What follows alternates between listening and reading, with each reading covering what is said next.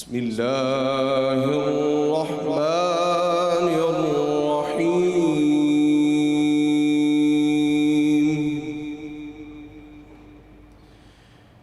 या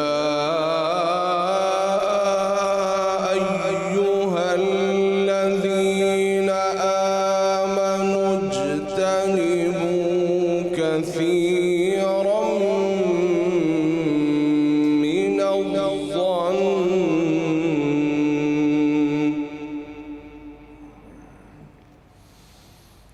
इन्न बअदज़-ज़न्नि इस्मुन वला तजस्ससू वला यग़्तब बअदुकुम बअदा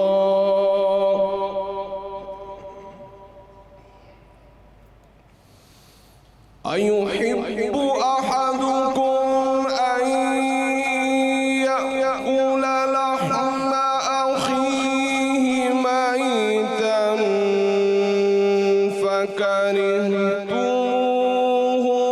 वत्तक़ुल्लाह।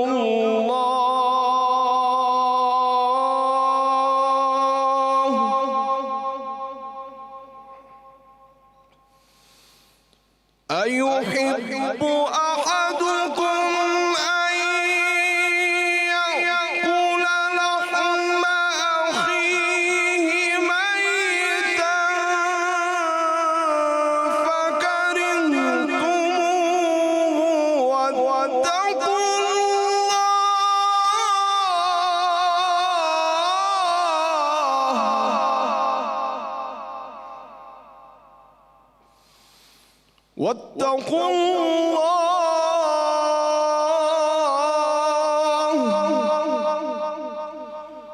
वत्तक़ुल्लाह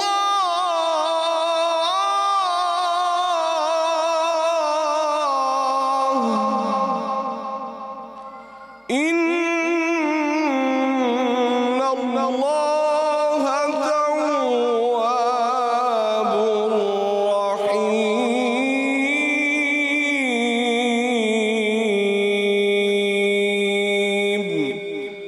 सदक़ल्लाहुल अलीयुल अज़ीम।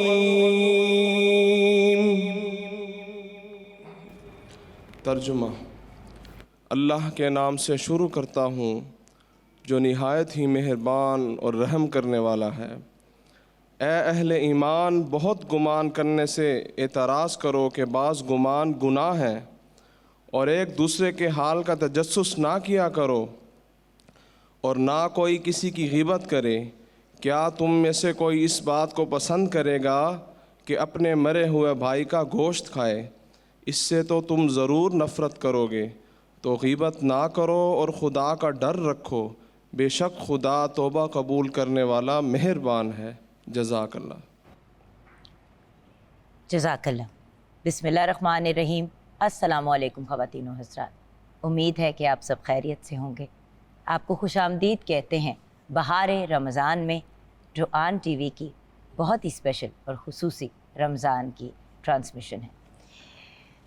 व्यूअर्स, बहुत ही खूबसूरत आवाज़ में तिलावत कुरान पाक और तर्जुमा पेश किया हमारे प्यारे भाई कारी नुमान सैफ़ी ने। जिस टॉपिक को हमने आज आगे लेके चलना है अपने स्कॉलर्स के साथ, उस पे पहले बात करूंगी और फिर ऑफ कोर्स हम अपने शो की तरफ बढ़ेंगे। जैसे कि आप जानते हैं व्यूअर्स, हमारे माशरे में, हमारी सोसाइटी में सबसे बड़ा मसला आजकल ये है कि हम एक दूसरे के बारे में नेगेटिव चीज़ें सोचते हैं, और कभी कभी क्योंकि हमारे जहन में किसी के बारे में कोई नेगेटिव सोच आई होती है, तो हम फिर 50 लोगों में या एक शख्स में भी बैठ के उस इंसान की बुराई करते हैं, और फिर उस बुराई के अंदर मज़ीद चीज़ें ऐड करते हैं। क्यों किसी का पेट नंगा करें लोगों के सामने? व्यूअर्स, हमारी अपनी ज़ात क्या बहुत परफेक्ट है? क्या हमारे अपने अंदर कोई गलतियाँ नहीं हैं कि हम दूसरों की गलतियों को पिन पॉइंट कर रहे हैं? इस ज़िंदगी में अगर हम आराम से, सुकून से अपनी ही खुद एहतसाबी के थ्रू अपने आप को एक बेहतर इंसान बना ले, तो क्या ये एक बेहतर अमल नहीं है? ना कि दूसरों की एक एक चीज़ पे तनकीद करें। और सोशल मीडिया पे तो बहुत अफसोस के साथ ये कहना पड़ता है व्यूअर्स, कॉन्स्टेंटली फेक अकाउंट्स तक बना के लोगों की इज्जत ख़राब की जा रही होती है, उनके बारे में नेगेटिव बातें की जा रही होती हैं। तो आज हम बदगुमानी पे बात करेंगे और जानेंगे कि जो लोग ऐसे नेगेटिव अमल में पड़ते हैं उनके लिए सज़ा क्या है, और अगर ऐसी बुरी आदत पड़ भी गई है तो फिर उससे जान कैसे छुड़ाएं। क्योंकि व्यूअर्स, ऑनेस्टली ये जो गलत आदतें या बुरी आदतें, गीबत करने की, चुगलियाँ लगाने की, झूठ बोलने की, बात इधर की उधर करने की, ये बीमारियाँ बन जाती हैं, ये नफ्सियाती प्रॉब्लम बन जाती हैं। और इसका इलाज हम कैसे कर सकते हैं एक रूहानी एस्पेक्ट से, ये भी हम जानेंगे। लेकिन अभी बढ़ना है हमने किचन की तरफ। एंड ऑफ कोर्स थोड़ा सा आपको ये भी बताना चाहूँगी कि हमारे शो में आज होने क्या जा रहा है। जैसे कि आप जानते हैं, हम तिलावत कुरान पाक से आगाज़ करते हैं, थोड़ी आप लोगों से गपशप लगती है, हम फिर किचन में जाते हैं जहाँ हमारा सेगमेंट होता है इफ्तार मज़ेदार, और एक नहीं 2-3 दफ़ा हमारा किचन में चक्कर लगता है, और फिर हम आपको फाइनल प्रेजेंटेशन भी दिखाते हैं, अपने स्पॉन्सर्स की भी बात करते हैं। फिर महफ़िल ईमान भी सजती है जिसमें हम हमारे साथ हमारे बहुत ही रनाउंड सनाख्वां भी होते हैं, और दैन हमारे बहुत ही प्यारे भाई हमारे कवाल हजरात भी होते हैं। सेहत कामिला में हमें डॉक्टर ज़ैनब कौंदल ज्वाइन करती हैं। तारीख़ के दरीचों में हम छोटे छोटे प्यारे प्यारे बच्चों को कहानियाँ सुनाते हैं, दीनी कहानियाँ सुनाते हैं। दैन शरअ दीन में जो हमारे उलमा कराम होते हैं वो हमें गाइडेंस देते हैं। ज़हानत का इम्तिहान भी एक बड़ा मज़े का हमारा सेगमेंट है जिसके अंदर हम क्विज़ करते हैं यंग स्टूडेंट्स को। दैन रमज़ान आन के आंगन जो है, बच्चों की रोज़ा कुशाई भी होती है, ज़िक्र मुस्तफ़ा भी होता है। व्यूअर्स, हमारी कोशिश है कि आपको हर चीज़ प्रोवाइड करें इस अमेजिंग ट्रांसमिशन में। एंड इस वक्त मेरे सामने मेरी प्यारी बहन सलमा खान है। अस्सलामु अलैकुम। वालेकुम अस्सलाम व रहमतुल्लाह। आप और आपके साथ जो बहुत ही टैलेंटेड बच्चियां हैं उनको भी ट्रिब्यूट और खिराज तहसीन पेश करना बहुत ज़रूरी है, बिकॉज़ जिस खूबसूरती से, देखिए आप तो एक एक्सपर्ट है, लेकिन जिस तरह आपने इन बच्चियों को सिखाया है और गाइड किया है, और ना सिर्फ दूसरों की औलाद को, अपनी सगी औलाद को भी आप इस तरफ लेके आई हैं, ये बहुत बड़ी बात है। एंड बलविशा, आपकी बेटी भी आपके ग्रुप का हिस्सा है, और वो उन्हीं बच्चियों के साथ बैठती हैं जिनको आप सिखा रही हैं। और वो वही खाती है, वही ओढ़ती पहनती है जो बाकी सब बच्चे करते हैं, क्योंकि आका करीम अलैहिस्सलातु वस्सलाम का फरमान और ईमान का हिस्सा भी है कि आप दूसरों के लिए भी वही पसंद करें जो अपनी ज़ात के लिए करते हैं। बिल्कुल, और अपनी ज़ात से बढ़ के अपनी औलाद होती है, right. So Balvisha, Nayab, Zara, Rabia, Fatima, Atika and Memuna हमारे साथ हैं, और वक्त हो गया है शरअ दीन का, जहाँ पे हमें ज्वाइन करते हैं हमारे मुल्क के बल्कि इंटरनेशनली रिनाउंड स्कॉलर्स। हमारे साथ आज फिर हैं अल्लामा हसन रज़ा बाक़िर, जो आप इंस्टीट्यूट ऑफ मिनाजुल हुसैन को रिप्रेजेंट भी करते हैं, और हमारे प्यारे भाई भी हैं। इनके साथ हमें ज्वाइन किया है अल्लामा मोहम्मद उसैदुर रहमान ने।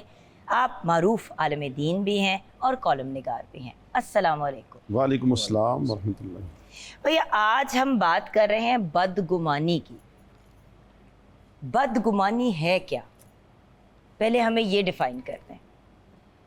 देखें, ये जो बदगुमानी है, किसी के बारे में ऐसी सोच, ऐसी फ़िक्र रखना कि हकीकत के बरअक्स को चीज़ हो, किसी के बारे में बुरा सोचना, किसी का बुरा चाहना और उसके लिए बेस बनाना।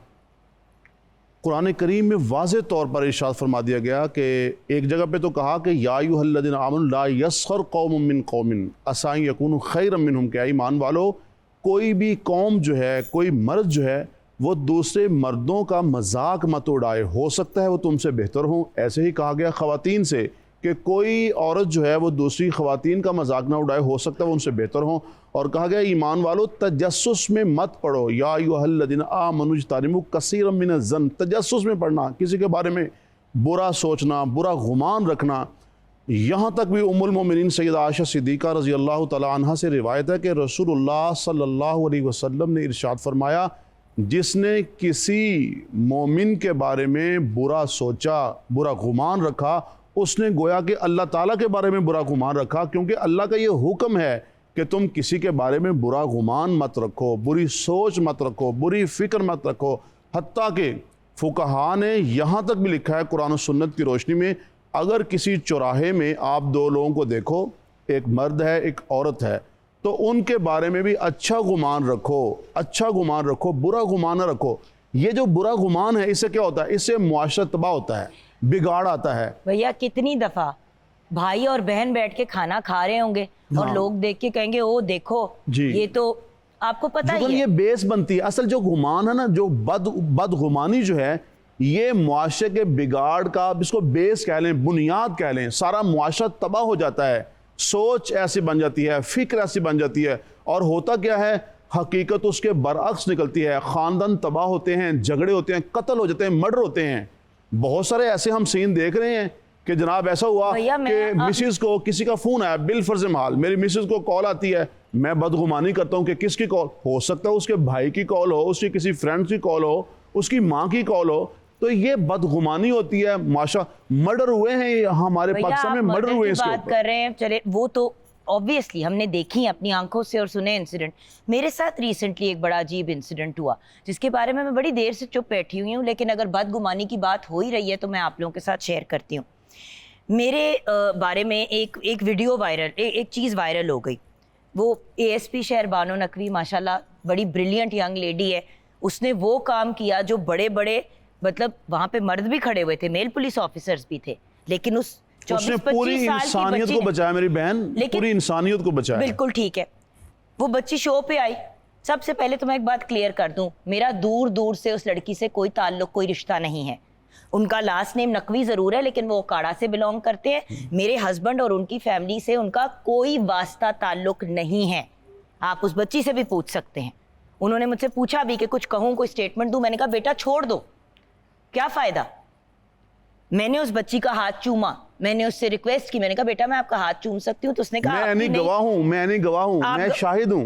आप गवाह मेरे सामने आपने उसको इज्जत दी और आपने उसका हाथ प्यार दिया सिर्फ इसलिए क्योंकि वो मेरे बच्चों की उम्र की बच्ची है और उसने वो काम कर दिया जो शायद मेरे में भी करने की गट्स नहीं थी। हेंस मैंने उसका हाथ चूमा। यस, मोहसिन नकवी साहब मेरे हस्बैंड के छोटे भाई हैं, ये बिल्कुल सही बात है, बट उसके अलावा उस पूरी इतनी लंबी जो चट्टा मेरे खिलाफ लिखा गया उसमें कोई सच नहीं है। मैं आज बात कर रही हूं क्योंकि बदगुमानी की बात हो रही है और एकदम से मेरे दिल को ये बात चुभ गई। लेकिन आप देखें भैया, आप मेरे छोटे भाई हैं, आपको अच्छी तरह पता है मेरी आदत है, मैं इस तरह बच्चियों को गले लगाती हूँ, उनका हाथ चूमती हूँ। मुझे बहुत प्यार है बच्चियों से, क्योंकि बच्चियां हमारी सोसाइटी में सबसे ज्यादा पिसती हैं और जब कोई वो अच्छा काम करती है तो हमें उन्हें क्रेडिट देना चाहिए। बिल्कुल ऐसा ही। मेरे साथ पता नहीं किस किस लोगों की किस किस की रिश्तेदारी जोड़ दी। ये सारे बड़े काबिल एहतराम लोग हैं, लेकिन मेरा उनसे कोई कनेक्शन नहीं है। ऐसा ही। सो वो बच्ची ना मेरी रिलेटिव है, ना मेरे ससुराल में उसकी कोई रिश्तेदारी है। उसने एक अच्छा काम किया, मैंने हाथ चूमा तो किसी ने लिखा हमें नहीं पता था कि बर्गर लोगों के भी पीर होते हैं। एक बच्ची का हाथ चूमने से मैंने उसको अपना पीर बना लिया। कैसी अजीब बात है। और मुझे ये बात बहुत, आपने कहा ना लड़ाइयाँ पड़ती है, फड्डे पड़ते हैं, मुझे बड़ी डांट पिटी सबसे, क्यों तुमने उसका हाथ चूमा? मैंने कहा क्योंकि उसने बड़ा अच्छा काम किया। बिल्कुल। अगर तुम्हारी रिश्तेदार थी, मैंने कहा मैं तो उसको बच्ची को जिंदगी में पहली दफा मिली हूँ उस दिन। ऐसा ही। और अगर कोई इस बात पे कोई प्रूफ या डाउट ला के दे सकता है जो मैं बात कर रही हूँ तो लाए। ये मैं आज बात कर रही हूँ इतने दिनों बाद, क्योंकि मुझे ये बात बहुत चुभी। अब ये भी तो बदगुमानी है भैया, असल में बिला वजह स्कैंडल बनाना एक बंदे के बारे में। मुआशरती रवैये तब्दील करने की ज़रूरत है। इसमें जैसे आपने इशारा किया है कि हमारे जो सोशल मीडिया है वहाँ पर एक बंदा ये समझता है कि जो मैं बात कर रहा हूँ शायद उसके लिए मुझे किसी दलील देने की ज़रूरत नहीं है। एक बाकायदा यहाँ पे तो लोगों के खिलाफ कैंपेन चलाई जाती है जो झूठ पर मबनी होती है, यानी बदगुमानी से भी आगे बढ़ के, जिसे हम बुहतान कहते हैं, उससे भी बड़ा गुनाह है वो हो रहा होता है यहाँ पर। और भैया रमज़ान ट्रांसमिशन में देखें, अगर मैंने साथ खड़े होकर किसी स्कॉलर की, जिस तरह कारी नुमान सैफी मेरे छोटे भाइयों की तरह जी, वो मेरे सामने ही टेलीविजन पे उन्होंने काम करना शुरू किया, मुझे आप ही बुलाता है। अगर मैं साथ खड़े होके या उसी एरिया में तस्वीर खिंचा लेती हूँ जहाँ पे वो बच्चा है, उसको भी बातें सुनने को मिलती है। मुझे हैरानगी होती है कि जब सबको पता है कि मीडिया में एक औरत है जो कहती है कि मुझे आप ही बुलाओ, बिल्कुल। वो अपनाइयत मुझे दो, मुझे अपनी बहन बनाओ, मुझे नहीं ग्लैमरस फिगर बनना। तो मीडिया में normal day to day life में पार्क में दो लोग वॉक कर रहे हैं, उनके बारे में भी पुट्ठी सोच। तो इसका ये क्यों करते हैं लोग ऐसा, मुझे ये कोई समझा दे। लामा साहब क्यों? आपकी तो हर किस्म के लोगों से मुलाकात होती है, लोग आपसे मशवरों के लिए आते हैं, आपसे रूहानी इलाज के लिए भी आते हैं कि भाई हमें बेहतर इंसान बनना है। क्यों है बदगुमानी हमारे माशरे में इतनी ज्यादा? इसमें एक पहली जो वजह है, उस इंसान की अपनी जो एक इनफिरादी सोच है वो मनफी है। यानी जो नफ्सियाती तौर पे देखा जाए वो सिर्फ आपके बारे में, मेरे बारे में, थर्ड पर्सन के बारे में नहीं, वो हर एक के बारे में मनफी रवैया इख्तियार करता है। ये उसका एक नफ्सियाती मसला है। और उसकी वजह क्या है? उसकी जो सोहबत है, जो हम नशीनी है, जो कंपनी है, वो ऐसे लोगों के साथ होती है कि जिनके अंदर शरारत पाई जाती है, शरपसंदी पाई जाती है, इसलिए वो हर एक के बारे में वैसा ही रवैया अपना देता है। और बस औकात बाज वो लोग ये रवैया इख्तियार करते हैं जो अंदर से लागर कमज़ोर हो चुके होते हैं। वो खुद तो मैदानी अमल में कुछ नहीं कर सकते, लेकिन दूसरों की टांगें खींच रहे होते हैं। उनके अंदर अपने वो सलाहियत, अहलियत, काबिलियत नहीं होती, लेकिन जो अहलियत और काबिलियत, सलाहियत रख रहे होते हैं, वो उनके बारे में लोगों में बदगुमानी फैला रहे होते हैं।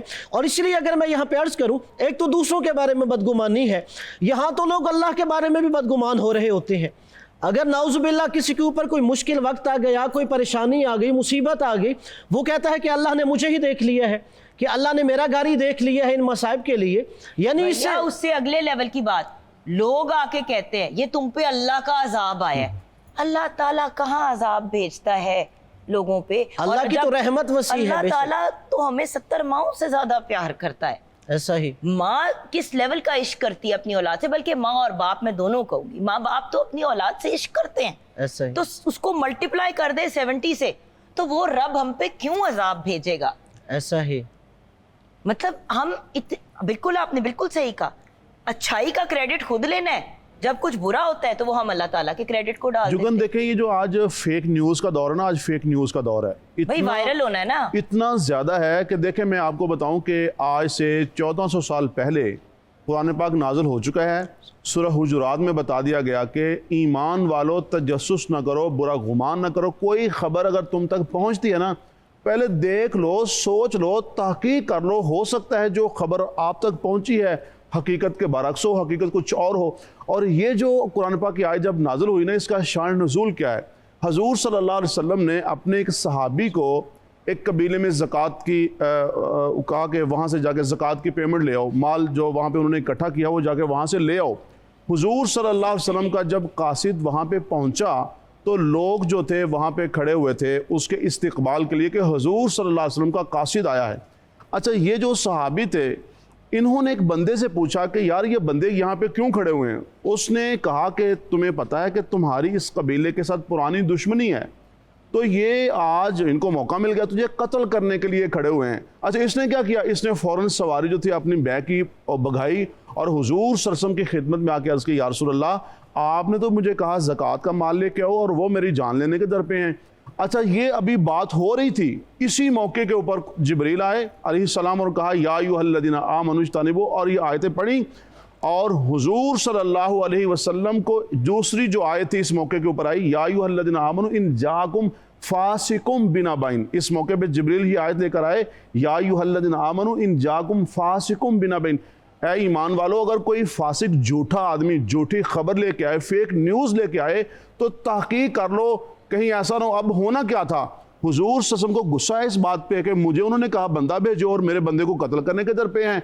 अब अगर जिब्रील ना आते वही लेकर, यहाँ पे जज्बात कुछ और हैं, वहाँ पे जज्बात कुछ और हैं, वो इस्तकबाल के लिए खड़े हुए हैं, ये उसको कत्ल समझ रहे हैं, तो ये जिब्रील अमीन ने आके वही जब लाई तो ये बता दिया क़यामत की सुबह तक के लिए ये ज़ाब्ता, ये उसूल बना दिया कि कोई भी न्यूज़ अगर आप तक पहुँचती है तहकीक कर लो, कहीं ऐसा ना हो कि फिर बाद में फसाद बर्पा हो जाए, बाद में कत्ल हो जाए। अब अगर ये एक बंदा कत्ल होता तो फिर वो क्या गोया के हुजूर सल्लल्लाहु अलैहि वसल्लम ये कासिद कत्ल होता। तो इसलिए ये जो सूरह हुजरात की जो आयतें हैं ना, इन जाकुम फासिकुम बिना बिन वाली भी, और ये जो या अय्युहल्लज़ीना आमनू इज्तनिबू कसीर ये भी, और ला यस्खर कौमुम मिन कौमिन ये भी। सूरह हुजुरात जो है ना, वो मैं समझता हूँ कि सूरह हुजुरात जो है इसका माना, मफहूम और मिंबर मेहराब से अवेयरनेस पैदा की जाए, बताया जाए लोगों को कि भाई कोई भी खबर पहुंचती है तो उसकी तहकीक करो, कहीं ना मसला बाद में कोई मसले ख़राब हो जाए। जी अल्लाह। ऐसा ही जो इन्होंने इशारा किया आयत, देखिए वहाँ पर क्या है, इज्तनिबू कसीरम मिनज़्ज़न्नि, बहुत ज़्यादा गुमानों से परहेज़ करें। हालांकि वहाँ बदगुमानी भी नहीं है, सिर्फ लफ्ज़ गुमान है। यानी जो बंदा बहुत ज्यादा दिमाग ना चलाओ। हाँ जी, यानी जो हर वक्त दूसरे के बारे में जो हर वक्त दूसरे के बारे में सोचता रहता है और सिर्फ एक सोच की बुनियाद पे आपके बारे में कोई वो तासुर कायम कर लेता है, इस्लाम ने मना किया है। इसलिए अमीरुल मोमिनीन हज़रत अली अलैहिस्सलाम से किसी ने पूछा कि सच और झूठ के दरमियान कितना फ़र्क है? आपने कहा 4 उंगलियों का। कहा कैसे?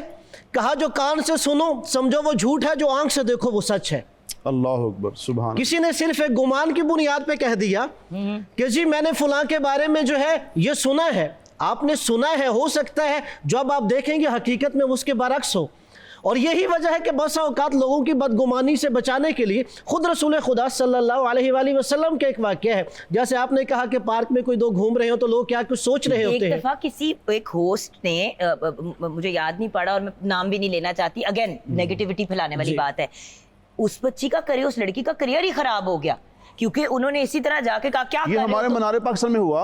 ये जो आप हम नहीं पढ़ेंगे, हम नाम नहीं लेना, नाम नहीं, वैसे मैं मतलब जाके कहा कि क्या कर रहे हो तुम लोग, क्या कर रहे हो तुम लोग। आई एम सॉरी, वर्ड नहीं बनता यूज करना, हमारे मुल्क में डेटिंग का कॉन्सेप्ट नहीं है, बट चले तुम डेट पे आए हुए हो, ये करो। लो जी, उन बच्चों के घर में भी स्यापा पड़ा और स्टूडेंट्स बैठे हुए पढ़ रहे हैं पार्क के अंदर, उनके ऊपर। मतलब बात ये है कि इतनी, आपको लगता है ना कि आप अपनी वो हाइप बनाने के लिए कितनों की जिंदगी बर्बाद कर देते हैं, कितनों की जिंदगी बर्बाद कर। अब देखिए, इसलिए इस्लाम कहता है अल्लाह के बारे में बदगुमानी ना इख्तियार करो, दूसरों के बारे में अगर बदगुमानी इख्तियार करनी है तो किसके बारे में? अपने बारे में। मैं अपनी इबादतों पे फ़ख्र ना करूं, अपनी रियाजतों पे फ़ख्र ना करूं, मैं अपनी अच्छाइयों पे फ़ख्र ना करूं। इस्लाम कहता है कि मैं सुबह से शाम तक ये देखूं, नहीं आप मुझसे बेहतर हैं, मेरे अंदर बुराइयां हैं, मेरे अंदर मनफी जो है सिफात मौजूद है। अगर बदगुमानी इख्तियार करनी है, इस्लाम कहते हैं अपने के बारे में इख्तियार करो, दूसरों के बारे में ना करो। और यहाँ तक कि फिर जहाँ पर बदगुमानी किसी की जहन में पैदा भी हो रही है उसे दूर करो। खुद रसूल खुदा सल्लल्लाहु अलैहि वसल्लम का वाक़या है कि आपके साथ उम्मुल मोमिनीन, आपकी ज़ौजा जनाब सफ़िया रज़ी अल्लाह ताला अन्हा, आप उनसे गुफ्तगू कर रहे हैं। अंसार में से एक बंदा वहाँ से गुजरा, उसने देखा रसूल खुदा इस खातून के साथ गुफ्तगू कर रहे हैं। आपने उसे रोक के कहा कि ए अंसारी भाई, ये मेरी बीवी है, ये जनाब सफ़िया है। उसने कहा या रसूलल्लाह, मेरे दिल में तो आपके बारे में कोई ख्याल नहीं पैदा हो रहा, कोई बदगुमानी नहीं आ रही। आपने कहा इसलिए कि शैतान जो है खून की तरह तुम्हारे जिस्म में दाखिल हो सकता है, मैं इसलिए चाहता हूँ इससे पहले तुम्हारे दिल में कोई शैतान वसवसा डाले, मैं तुम्हारे जहन में ये चीज़ क्लियर कर दूँ। लेकिन कितने अफसोस की बात है कि व्यूअर्स हर वक्त हमें क्लैरिफिकेशंस देनी पड़ती हैं। मॉर्निंग शो की होस्ट हूँ, एक्टिंग भी करती हूँ, मीडिया में काम करती हूँ एंड बहुत फ़ख्र से करती हूँ। हमारा सेगमेंट जारी है जिसका नाम है शराए दीन और हमारी ऑडियंस बेताब है हमारे इन ब्रिलियंट स्कॉलर से सवाल करने के लिए। तो आप लोगों की इजाज़त से हम ऑडियंस की तरफ बढ़े। आज का टॉपिक व्यूअर्स है बदगुमानी। सो हम बदगुमानी से रिलेटेड क्वेश्चंस लेंगे। जी अस्सलाम वालेकुम। वालेकुम मेरा सलाम। नाम अस्मा है। मैं मौलाना साहब से क्वेश्चन करना चाहती हूँ कि जहाँ हमारे माशरे में ऐसा क्यों होता है कि जहाँ पे मेल और फीमेल को इकट्ठा देख लिया जाता है तो फ़ौरन बदगुमानी पैदा हो जाती है। ये सोचा ही नहीं जाता कि इनका रिश्ता क्या होगा, खुद से ही सोच लेते हैं हम। ये असल में हुजूर सल्लल्लाहु अलैहि वसल्लम की जो तालीमात हैं उससे दूरी है। ये तो अल्लाह ताला के जो अहकामात हैं हम उसको समझते नहीं हैं। देखें, दीन की जो तालीमात हैं वो बिल्कुल वाज़ेह हैं। इस्लाम ने अच्छा गुमान रखने वालों की हौसला अफजाई की है और बुरा गुमान जो रखने वाले उनकी हौसला शिकनी की है। मैं इसके ऊपर ये बात कहूँगा कि माह रमज़ान जैसे गुज़र रहा है तो रोज़ा इमसाक, रुकना खाने पीने से, और जो अल्लाह ताला ने जितने मामलात का हुक्म दिया उससे रुकने का नाम रोज़ा है।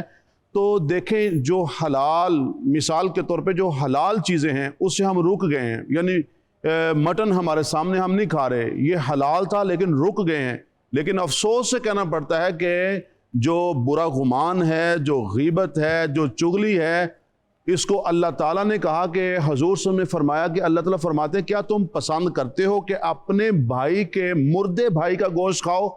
यानी हमारा मुआशरा इतनी तबाही का शिकार हो चुका है कि हम हलाल गोश्त तो हमने छोड़ दिया, लेकिन हराम खाने से हम आज भी बाज नहीं आ रहे। इसकी वजह क्या है कि हम हुजूर सल्लल्लाहु अलैहि वसल्लम की जो तालीमात उससे दूर हैं। और मैं बारहा ये बात कह रहा हूँ कि खुदारा इब्तदाई जो इस्लाम है, जो हजूर सल्लल्लाहु अलैहि वसल्लम के दौर का इस्लाम है, वो इस्लाम सीखा जाए। और वो इस्लाम बिल्कुल वाज़े है कि अच्छा गुमान किया जाए, बुरे गुमान से बचा जाए। नेक्स्ट क्वेश्चन की तरफ बढ़ते। बहुत अच्छा सवाल किया आपने। और मेरे भाई और मेरे में क्योंकि 13 महीने का सिर्फ एज डिफरेंस है, तो एक दफ़ा मैं भी इस तरह अपने भाई के साथ ना बैठ के हम खाना खाने के लिए गए। हमने ज़रा चुगलियाँ करनी थी ना कि मामा ने ये किया और पापा ने ये किया और वो, तो हम, और क्योंकि हम बड़े भी बेस्ट फ्रेंड्स की तरह हुए, तो हम लोग बैठे हुए थे। तो उधर से कोई एक मेरी दोस्त बचपन की आई, कहती है किसके साथ आई हुई हो? हम लाइक मेरा छोटा भाई है यार, खुदा का खौफ करो। तो मतलब लिटरली मैं हैरान हो गई कि एक रेस्टोरेंट में मैं अपने सगे भाई, अपने छोटे भाई के साथ बैठी हूँ जो मेरा बेस्ट फ्रेंड भी है, और मेरे से ये पूछा जा रहा है किसके साथ आई हो? ओ भाई, वो बस अखबार। जी अस्सलाम वालेकुम, मेरा नाम उज़मा है। मैं एक कन्फ्यूजन दूर करना चाहती हूँ अपनी, कि गुमान जो है, मतलब हमारे जहन में बहुत मुख्तलिफ किस्म के हर टाइम आते रहते हैं, किसी के बारे में अच्छा, किसी के बारे में बुरा। क्या गुमान करना ही गुनाह है या अच्छा किया जा सकता है? बड़ा वैलिड पॉइंट है। देखिए सच्ची बात है, इंसान है, कोई चीज नजर आती है तो एक सेकंड के लिए तो बुरी सोच आती है, कभी कभी होता है, it's a normal natural thing. So मुझे बताइए कि जो वो ये कह रही है कि मतलब अब व्हाट डू यू डू? ऐसा ही है, वो जो कुरान की आयत है इज्तनिबू कसीरम मिनज़्ज़न्नि, उसमें जुमला यही है कि बहुत ज़्यादा जो गुमान है उनसे परहेज करो। बदगुमानी नहीं है। जब बहुत ज़्यादा गुमान आएगा, जी, जब बहुत ज़्यादा हम इस तरह की सोचें आएंगी तो फिर कहा इन्ना बअज़-ज़न्नि इस्मुन, हाँ बाज़ गुमान गुनाह होते हैं, सारे गुमान नहीं है। यानी लेकिन बहुत ज़्यादा जैसे ओवर थिंकिंग है, उससे आप परहेज़ कीजिए। और उसका कैसे तरीका है, यानी अमीरुल मोमिनीन हज़रत अली अलैहिस्सलाम ने कहा अगर किसी के बारे में बदगुमानी जहन में आ भी रही है तो आप उसकी तौजीह करने की कोशिश करें, नहीं ऐसा हो सकता है। या अगर आपने किसी को बुरा करते देख भी लिया है, आप फिर भी उसे अच्छे पर महमूल करने की कोशिश करें। अगर यह है कि उस बदगुमानी को हमने अपने जहन में रासिक कर लिया तो हम उसके मुताबिक अमल करेंगे। और क्यों हमें मना किया गया है? दर हकीकत ये फिर हमें और बहुत ज़्यादा बुराइयों की तरफ ले जाएगी। शायद दिल में हसद पैदा हो जाए, हम इंतकाम की तरफ बढ़ जाएं, या उसकी शख्सियत को ही हम दागदार कर दें। अब देखिए एक बात, पैसे की परेशानी हर किसी को है, किसी ना किसी कैपेसिटी में। जो अरबपति है वो भी परेशान बैठा है। लोग इतनी ओवर थिंकिंग करते हैं, मैं इसलिए अंग्रेजी का वर्ड यूज कर रही हूँ कि माहिर नफ्सियात अक्सर ये कहते हैं कि जी ओवर थिंकिंग को अवॉइड करें। जो इंसान 24 घंटे सोचेगा मेरे हालात ठीक नहीं, मेरे हालात ठीक नहीं, मेरे हालात ठीक नहीं, मेरे हालात ठीक नहीं है, इवेंचुअली या तो वो पागल हो जाएगा या वो कोई उल्टा रास्ता इख्तियार करेगा उस पैसे को हासिल करने के लिए। टेंशन है, किसी चीज की परेशानी सोचें, उसकी प्रॉब्लम सॉल्विंग की तरफ जाएं और फिर उस मसले के हल की तरफ एफर्ट्स करें। सोचने से दिमाग की दही निकल रही है और तो कुछ नहीं होना। ओवर थिंकिंग तो माहिर नफ्सियात, जो बातें हमारे स्कॉलर्स हमें इस उम्र से कहते आ रहे हैं, अब माहिर नफ्सियात उसको साइकोलॉजी का नाम देके हमें एक्सप्लेन कर रहे हैं। और मैं अर्ज करूंगा, जरूरी नहीं कि जो मैं बंद कमरे में तन्हाई में सोच रहा हूँ वही बदगुमानी होगी। आजकल चूंकि सोशल मीडिया है, ये जो यूट्यूबर्स हैं उन्हें अपना कंटेंट ऐसा बनाना चाहिए कि लोगों में बदगुमानी ना पैदा हो। इसी तरह जो सोशल मीडिया इस्तेमाल कर रहे हैं वो ऐसी स्टोरी क्रिएट ना करें कि जिसकी वजह से किसी शख्सियत के खिलाफ बदगुमानी पैदा हो। जैसे आपने इशारा भी किया कि वो एक वाक़या जो एसपी साहिबा के साथ हुआ, वो दर हकीकत लोगों ने बदगुमानी पैदा करने की कोशिश की है। एक ये है कि इंसान इनफरादी तौर पे अकेला बदगुमान हो रहा है, और दूसरा पूरे मुआशरे में उस बदगुमानी को रिवाज दे रहा है। इसका गुनाह वो पहले शख्स जो तन्हाई में बैठा हुआ है ज़्यादा है। इसमें जुकन एक बात और भी है कि हुजूर नबी करीम सल्लल्लाहु अलैहि वसल्लम ने इरशाद फरमाया, हदीस कुदसी है कि मेरा बंदा जो है जैसा मेरे साथ गुमान करता है मैं उसके साथ वैसा ही बर्ताव करता हूँ। तो हमें अच्छा गुमान रखना चाहिए, अल्लाह ताला के साथ भी अच्छा गुमान हो और अल्लाह के बंदों के साथ भी अगर हमारा अच्छा गुमान होगा तो फिर वो भलाई के रास्ते, खैर के रास्ते अल्लाह ताला खुद ब खुद निकालेंगे हमारे लिए। भैया सोचें अच्छी होंगी तो अमल अच्छे होंगे, अमल बेसोच अच्छे है। होंगे तो अल्लाह ताला आपसे राजी हाँ। होंगे, रब ताला आपसे राजी होंगे तो खुशहाली होगी। बड़ी बेसिक सी बात है, बहुत ही बेसिक बात है, इसको हम खुद औखा करते हैं। आपका बहुत बहुत शुक्रिया मेरे प्यारे भाइयों, गाइड करने का। सॉरी बीच में मैंने अपनी भी एक कहानी डाल दी, बट मैं भरी बैठी थी। और आपको पता है रामा साहब, जब मैं बहुत डिस्टर्ब हुई हूँ मैंने आपसे राब्ता भी किया और आपने मुझे कहा बहन चुप कर जाओ, चुप कर जाओ। मैंने कहा आप तो गवाह हैं, क्योंकि उनके सेगमेंट के बाद आप आए थे, मैं सामने था। और आपके सामने हुआ था, और मैंने उस बच्ची का हाथ भैया के सामने, और लिटरली वो मेरी आंखें भर। खैर छोड़ें, मैं क्यों एक्सप्लेन करूं। मैंने अपनी कब्र में जाना है, मैंने जान अपने रब को देनी है। I don't care, but it's not nice, क्योंकि मैं उसको बच्ची को खराज तहसीन पेश कर रही थी, और ये सारी चीज ने, वो जो मैंने उसको रिस्पेक्ट देनी थी बच्ची को, उसकी बर्बादी फेर दी सारे ने। वो यही सोच रही होगी थी कि मैं क्यों गई जुगन के शो लेकिन पे। जुगन इसमें देखे मैं नहीं भैया, बात ये कि आप किसी के साथ अच्छा करना चाह रहे हो, उसको ट्रिब्यूट देना लेकिन चाह रहे जुगन हैं, इसमें लोगों की हरकतों की लेकिन- वजह से वो चीज बर्बाद हो लेकिन गई। जुगन दो चीजें हैं। एक तो यह है कि वो जो आपका अमल था वो अल्लाह ताला की जात देख रही है, उसके ऊपर अजर सवाब है। और दूसरा, हमारा जो माहौल है सारा का सारा मनफी नहीं है। बड़े लोगों ने आपकी हौसला अफजाई भी की है, आपकी तारीफ भी की, बात आपकी इज्जत पता भी क्या की। है? बात पता है क्या है, मुझे अफसोस इस बात का होता है कि जब मेरा नाम जोड़ा जाता है वेरियस लोगों के साथ, मैं ओन करती हूँ मोहसिन नकवी मेरे भाई हैं, मेरे हस्बैंड के छोटे भाई हैं, मेरे भाई हैं, उनकी बीवी मेरी बचपन की बेस्ट फ्रेंड है, मोहसिन नकवी से मिलने के से पहले भी की, आप समझ रहे हैं, उस रिश्ते उस ताल्लुक से पहले की। तो पॉइंट इज, अगर मैं अपने सारे रिश्तेदार बताने शुरू कर दूं ना तो सबके रोंगटे खड़े हो जाएं। मैंने कभी अपनी रिश्तेदारियों और जान पहचान पे अपनी ना बेस बनाई है। मैं 17 साल की उम्र से इंडिपेंडेंटली यूनिवर्सिटी में हर स्टेज पे खुद काम किया, क्योंकि मैं एक सेल्फ मेड इंसान बनना चाहती थी। और अब जब मेरे साथ नाम जोड़े जाते हैं मुझे गुस्सा चढ़ता है, क्योंकि यार मैंने ये खुद किया, अब आप सडनली इधर उधर क्रेडिट दे रहे। खैर, आपने बहुत ही खूबसूरत कलाम सुना आबिद रऊफ कादरी से, लेकिन ब्रेक के बाद हमें ज्वाइन किया एक लिविंग लेजेंड ने, एक ऐसी पर्सनालिटी ने जिन्होंने theatre, film, writing, acting, direction, as a producer, कौन सा काम है, as an entrepreneur as well, restaurant owner as well, क्या काम है जो आप नहीं कर सकते। एक ऐसा नाम जिनका जब हम नाम ही लेते हैं तो वो काफ़ी होता है, क्योंकि इन्होंने इतनी कॉन्ट्रीब्यूशंस की हैं टू द मीडिया इंडस्ट्री। चाहे आप म्यूज़िक की बात करें, चाहे आप एक्टिंग की बात करें, चाहे होस्टिंग की बात करें, in every aspect he has been absolutely brilliant. और जब खुद वो काम नहीं कर रहे थे तो जो उससे रिलेटेड लोग थे उनको प्रमोट कर रहे थे। म्यूजिक में उस कॉन्टेक्स्ट में बात कर रही हूँ। I am talking about the absolutely brilliant, the great Usman Peerzada. अस्सलाम वालेकुम। वालेकुम अस्सलाम and thank you very much for such an elaborate intro. ये तो बहुत छोटा था, क्योंकि जब हम कोशिश करते हैं आपका इंट्रो बनाने की तो वो 100 चीजें होती हैं, उनको कैसे हम दरिया को कूजे में कुछ नहीं हमें बंद करना आता। सो जल्दी जल्दी वो जो कहते हैं ना क्लिफ्स नोट्स दे कहते हैं ना दिए। कि हजारों ख्वाहिशें ऐसी कि हर ख्वाहिश पे दम निकले। तो आपने तो हर ख्वाहिश भी पूरी की और दम भी नहीं निकला। शुरुआत तो ऐसी हुई ना, ख्वाहिशें बहुत थी, अल्लाह ताला का शुक्र है कि उनमें से बहुत सारी चीज़ें कर पाए, और ख्वाहिश यही थी कि ये कर सकें। अपने काम में एक्टिंग के बाद राइटिंग, डायरेक्शन, प्रोडक्शन, जहाँ जहाँ लकूनस नज़र आते थे कि काम ठीक नहीं हो रहा, तो वन वांटेड टू कि आप स्टेप इन करें और इसको उस तरीके से करने की कोशिश करें जो आप सोच रहे हैं। बट माशाल्लाह आपको इतने अवार्ड से नवाजा गया है कि बंदा अगर हिसाब लगाना शुरू करे तो दिमाग सुन हो जाएगा। इंटरनेशनली तो बहुत ज़्यादा आपको पजीराई मिली, और on a national level pride of performance. No, I never got pride of performance. never got pride? No, my wife didn't get pride of performance, neither did I. And we are not waiting for it. But you got My award came from the public, from the public. you know. ना समीना पीरज़ादा को pride of performance दिया, ना मुझको दिया, ना हमें चाहिए, because I don't know. But you did receive the National Icon Award, इस तरह के award Best Iconic Couple Award, PTV Awards, Yes. various different PTV various awards. different awards. And- National Film Award I National won Film.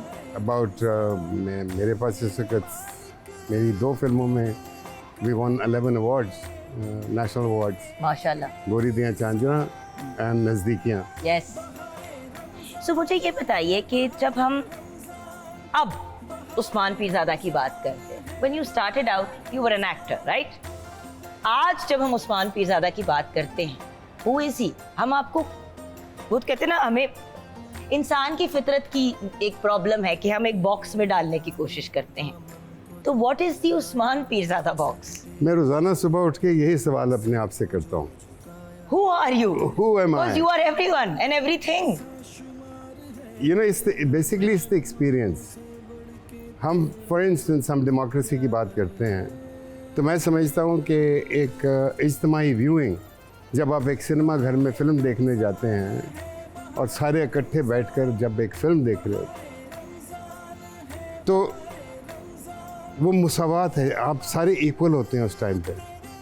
जिस वक्त आप नमाज के लिए मस्जिद में जाते हैं, सारे आप इक्वल होते हैं, you know. So I don't know, I always wanted कि हमारे जो क्रिएटिव एरिया ऑफ वर्क है उसमें हम उस तरीके से काम कर पाएँ जिस तरीके से हम दुनिया भर में देखते हैं। That was the time when the idea of festivals arrived. बिल्कुल। कि let's bring the world to Pakistan. Let's bring a group, a theatre group, a puppet group from France, and it performs in Lahore for 20 rupees. ताकि जो people can afford to see that kind of entertainment. And that's what the festivals did. और literally 20 रुपए का ticket होता था, लोग अपनी पूरी फैमिलीज लेके आते थे। I think under a certain age बच्चे भी फ्री थे। जी। आपने आई रिमेम्बर क्योंकि बच्चों का 10 रुपए। इंटरनेशनल पपेट फेस्टिवल की मैं कोऑर्डिनेटर थी। I remember. I was an intern, लेकिन पैसे मुझे दिए थे इन्होंने।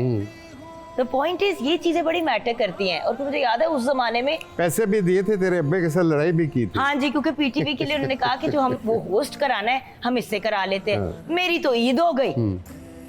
और उस्मान पीरज़ादा के नाम से आप लोग इनको जानते हैं, मेरे तो ये पीरू चाचा है। लिटरली मैं आप लोगों के हाथों की पली हुई हूँ और मैं अपनी कोई उम्र नहीं छोटी कर रही। बात यह है कि वो उनकी भी इतनी कोई ख़ास उम्र नहीं थी जब मैं इनके हाथों से पल रही थी। But the fact is you are my family, you are my home. Of course. और ever since my father passed away, आपको पता है कि पीरू चाचा मैं हमेशा आके आपके गले लगती हूँ, क्योंकि मुझे वो एक सुकून मिल जाता है बाप वाला, जो मेरी ज़िंदगी में बहुत छोटी उम्र से चला गया। सो द पॉइंट इज, आपने ना सिर्फ काम किया बट आपने बहुत से अपने जूनियर्स को, जरूरी नहीं कि आपकी उनसे कोई जान पहचान रिश्तेदारी हो, आप उनको भी साथ लेके चले। देखिए मसला पता क्या है, फॉर इंस्टेंस जब हमने अपनी पपेट डिवीजन खोली तो nobody wants to be a puppeteer. Young बच्चे जिसने बीए पास किया हुआ है या एफए पास किया हुआ है, तो मतलब क्वेश्चन वाज कि ये मैं पपेटियर बन जाऊँ, क्यों? सो देन वी डिसाइडेड कि लेट्स गो टू एरियाज जहाँ पे बच्चे शायद स्कूल और कॉलेज नहीं गए, और वो क्या कर रहे हैं अगर वो नहीं गए तो। So we picked up kids from कच्ची वादीज and places like that, brought them in, फ़ौरन उनकी 2-2.5 हज़ार रुपये तनख्वाह भी स्टार्ट कर दी। उस ज़माने में 2-2.5 हज़ार रुपये काफ़ी पैसे होते थे। And train them into puppeteers. ये तकरीबन 16 बच्चे आए थे, जिनमें से मैं समझता हूँ 8 तो भाग गए। चाइना टाउन लाहौर, ये हमारी कुरानंदाजी का बॉक्स है और मैं आपके साथ शेयर करना चाहूँगी कि चाइना टाउन करने जा रहा है एक खुसूसी कुरानंदाजी लकी ड्रॉ, जिसमें जो होगी 25 रमज़ान मुबारक को। तो यानी कि 25 रमज़ान मुबारक तक आप अपने जिन लोगों ने प्लॉट्स ख़रीदने हैं या ख़रीद लिए हैं और अपने बाकी जो ड्यूज़ हैं उनको क्लियर कर लिया है, वो लोग हिस्सा ले सकते हैं। जिन लोगों ने क्लियर कर दिए आप देख रहे होंगे, उनके तो हमारे पास आ गए हैं नाम और हमने लकी ड्रॉ के बॉक्स के अंदर उनके नाम डाल भी दिए हैं। लेकिन आपसे रिक्वेस्ट करूँगी कि इंतज़ार ना करें, जल्द अज जल्द इस कुरानंदाजी का हिस्सा बने ताकि आप भी चाइना टाउन की इस अमेजिंग कुरानंदाजी का हिस्सा बने। और फर्स्ट प्राइज़ उम्रे का टिकट है, सेकंड प्राइज़ जो है वो मोटर बाइक है और तीसरा इनाम LED है और उसके साथ साथ बहुत से इनामात हैं।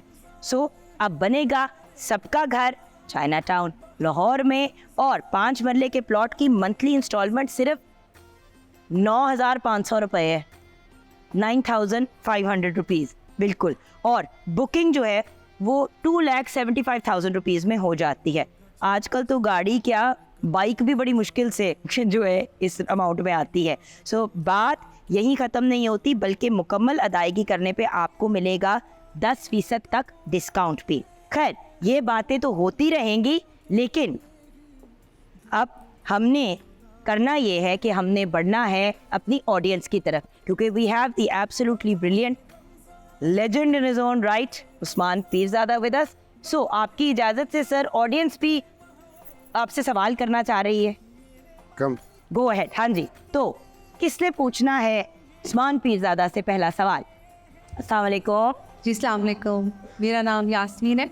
मैं उस्मान सर से क्वेश्चन करना चाहती हूँ कि हम इन्हें अरसा दराज से टीवी स्क्रीन पे देख रहे हैं और बहुत सारे ड्रामे इनके आजकल चल भी रहे हैं, तो क्या हम इन्हें इनकी वाइफ के साथ किसी ड्रामे पे ये देख सकेंगे जल्द अज जल्द? वैलिड क्वेश्चन है। बहुत वैलिड क्वेश्चन है। I don't know about that, क्योंकि ये कोई चीज़ प्लान नहीं होती। समीना कुछ अरसे से रिलैक्स कर रही हैं, लिख रही हैं। 3-3.5 साल से उन्होंने प्रोजेक्ट्स भी नहीं साइन करे। नो, क्यों? लास्ट सीरियल वाज बला, एंड अभी एक फिल्म की है उन्होंने, she just done a film, और अभी वो अपना जो उनका प्रोग्राम था टॉक शो, उसको प्लानिंग कर रही हैं रीवैम्प करने की। Okay, so we don't know when. Actually होता ही है ना कि ऐसे तो नहीं होता ना कि एक कपल कहता है कि हमें आप किसी प्रोजेक्ट में रखें, वो कास्टिंग की जाती है। और ये मज़े की बात जो आपने सवाल पूछा है, ये सवाल मैंने भी बड़ी दफ़ा पूछा है, तो हमेशा मुझे पीरू चाचा ने एक ही बात कही है कि अगर कोई कास्ट करे और अच्छा प्रोजेक्ट हो तो हम ज़रूर करेंगे। अगर सिर्फ एज हस्बैंड एंड वाइफ आपने लेना है कि आपने पॉपुलैरिटी गेन करनी है, कहानी भी तो अच्छी हो ना। आपने देखा होगा कि he is also very particular about the work that he does, और समीना जी भी बहुत ज़्यादा पर्टिकुलर हैं। सो या तो फिर मज़े का काम हो ना, फिर करें। एक साथ देखने का उनको बहुत शौक है, तो ये चीज़ चलिए किसी दिन कोशिश करते हैं कि हम किसी प्रोजेक्ट में आप इन्वेस्ट कर दें, ऐसे प्रोजेक्ट में हम बना लेंगे। अच्छा, नेक्स्ट सवाल किसने पूछना है? जी अस्सलाम वालेकुम, मेरा नाम गज़ल है और मेरा क्वेश्चन सर से है कि आपके टाइम के जो ड्रामाज थे उनके कंटेंट और जो आजकल के ड्रामाज हैं उनके कंटेंट में आपको क्या डिफरेंस लगता है? सो जब आप एज हीरो आ रहे थे और अब जब आप काम करते हैं तो आपको डिफरेंस कैसे लगता है? मैं समझता हूँ क्योंकि कि उनका ज़माना तो तब से अब तक चल रहा है। मेरा तो अब भी चल रहा है ज़माना, यही मैं कहने लगा था। तब डिफरेंस जो है वो बहुत ज़्यादा है। उस टाइम पे कहानी की सिलेक्शन बड़ी इम्पोर्टेंट होती थी। उस टाइम पे हमारे लिए रिहर्सल बहुत इम्पोर्टेंट होती थी। तो ये दो ऐसे एलिमेंट्स हैं जो कि किसी भी सीरियल, किसी भी ड्रामा, किसी भी फिल्म के लिए बहुत इम्पोर्टेंट है। सो हमारी ट्रेनिंग ही इस तरह हुई। रिहर्सल जो है वो इसलिए नहीं होती थी कि आपने लाइनें याद करनी है। रिहर्सल इसलिए होती थी कि एक दूसरे को, जो कैरेक्टर्स कर रहे हैं एक्टर्स, आप एक दूसरे को पहचानने की कोशिश करें। आप कोई अच्छी चीज़ इवॉल्व होती है तो उसको ऐड करें, या आपके डायरेक्टर भी बैठे होते हैं, आपका राइटर भी बैठा होता है उस टाइम पे रिहर्सल में। They get inspired from your, क्योंकि एक्टर की एक अपनी इंटरप्रिटेशन होती है। राइटर ने लिख दिया, डायरेक्टर ने उस लिखे हुए को डायरेक्ट करना है, लेकिन जो एक्टर है वो उसमें एक्चुअली ज़िंदगी डालता है उस कैरेक्टर में, उसके वेरियस रंगों को देखता है। तो हमारे दौर में, हमारा दौर क्या, जब हमने काम शुरू किया तो वी वर लकी कि हमारे असातिज़ा थे जिनसे हमने सीखा, और ये रिहर्सल्स और एक दूसरे से सीखा काम करके। So that's it basically. Thank you so much guys. मेरा एक सवाल ज़रूर है। There is a lot of people जिन्होंने आपके साथ ही काम शुरू किया, लेकिन वो इंडस्ट्री में अपने आप को सस्टेन नहीं कर पाए। माशाल्लाह, from where you started till today, वो जो कहते हैं ना कि अपने आप को, एवरग्रीन का वर्ड मुझे बड़ा ऑड लगता है, लेकिन for lack of a better word, इतना अरसा इंडस्ट्री में सर्वाइव कैसे इंसान कर सकता है? Because there are so many people that I meet जो कहते हैं हाँ हम 20 साल पहले करते थे काम, अब हम फलां चीज़ की तरफ आ गए या फलां चीज़ की तरफ आ गए। आपने तो अपनी गाड़ी पता नहीं क्या क्या सामान बेच के फिल्म बनाई थी। आप तो वो वाली कौम है। लेकिन I think I love my work. मैं अल्लाह ताला का बहुत शुक्र अदा करता हूँ कि जो काम मुझे आता है, जिस काम से मुझे मोहब्बत है, मैं वही काम कर रहा हूँ आज भी। एक तो सबसे पहले ये बात, ये it's by choice that I am doing this work, because my work was not that I start selling something, make a shop, even restaurant. वो आर्ट हाउस रेस्टोरेंट है बेसिकली, और I don't run it, my younger brother Saadan उसको चलाते हैं। बिल्कुल। But I love to cook. मैं वही आपसे भी पूछ रहा था कि ये क्या वाकई ये जो चीज़ें पका रही हैं ये इवेंचुअली आप इफ्तारी के टाइम पे नोश करेंगे। नोश करेंगे या नहीं। Anyways, so I enjoy cooking, I enjoy writing. आजकल मेरा वक्त जो है ज़्यादा किताब लिखने में मसरूफ़ हूँ मैं। आई एम राइटिंग माई मेमोइर, अपनी याददाश्तें।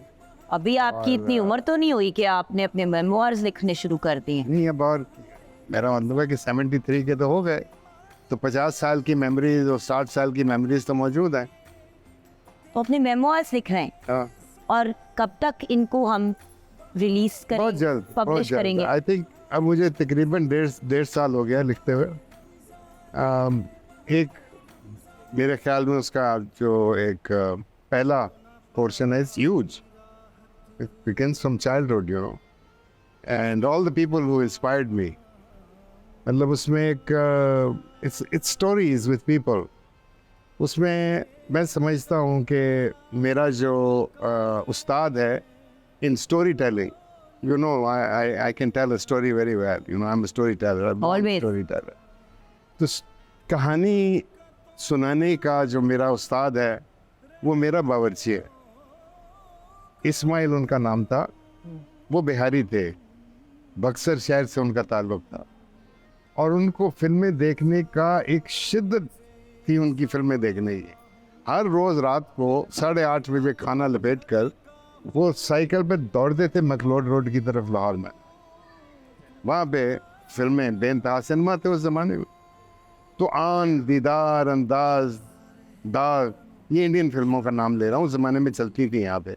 ये तमाम फिल्में मुझे इस्माइल ने दिखाई, बल्कि सुनाई, दिखाई नहीं सुनाई। तो वो रोटी पकाते हुए, कोफ्ते बनाते हुए मुझे वो कहानी सुनाया करता था जिस फिल्म को वो देख के आया। अब देखिए ना, हमारी ज़िंदगी में जो लोग एक इम्पैक्ट छोड़ जाते हैं, आप स्टोरी टेलर भी बहुत बेहतरीन बने, और उसके साथ साथ आपको खाना बनाने का भी बहुत शौक, और उधर से हुआ ना, वहीं से हुआ। सो इस तरह के लोगों की दर्स में फिर वो लोग जो मेरी ज़िंदगी में आए, जिनसे मैंने सीखा, जिनको शायद मैंने सिखाया या उनसे सीखा। और जब मैं दुनिया में गया काम करने, पहली दफ़ा जब मैं एज एन एक्टर फिल्म की फील्ड मुझे समझ में आनी शुरू हुई। हम तो थिएटर करके बड़े हो रहे थे उस time. Theatre was our most important factor. किस तरह सरवत सवाई हमारी ज़िंदगी में आए, किस तरह मैं, Imran Aslam, Salman Shahid, Sarwat Ali, all that was a very creative process, frankly speaking.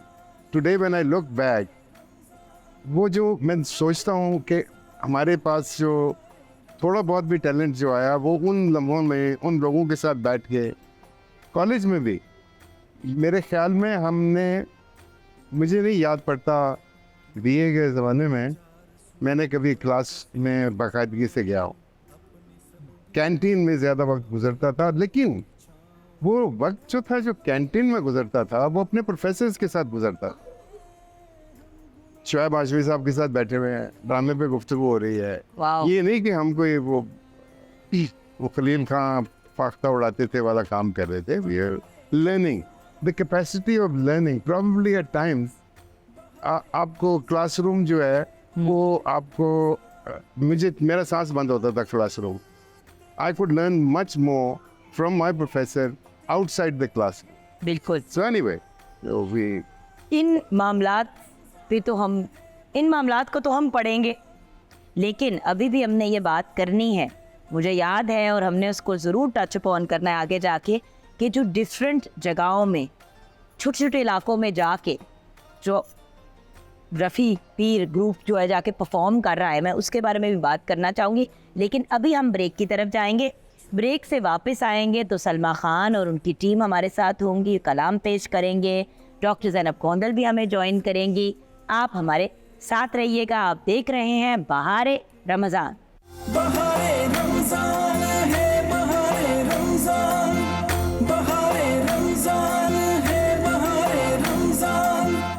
आप देख रहे हैं बहारे रमज़ान और मीडिया के उस्तादों के उस्ताद हमारे साथ हैं।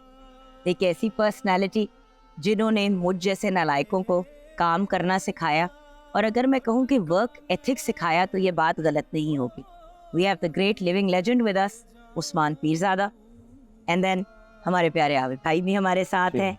तो एक घर वाली बात ज़रूर है, लेकिन अब हमने बढ़ना है क्विज की तरफ। आप लोग चूज कर लें कि आपकी कौन सी टीम। उस्मान साहब, आप you will have team B, आपकी टीम ए। अब बच्चों की हौसला अफजाई आप लोगों ने करनी है, क्योंकि सिचुएशन कुछ ये है व्यूअर्स कि ये जो हमारे कंपटीशन है क्विज का, इसका नाम है जहानत का इम्तिहान। एक्चुअली मोर देन एन इम्तिहान, ये एक लर्निंग प्रोसेस है।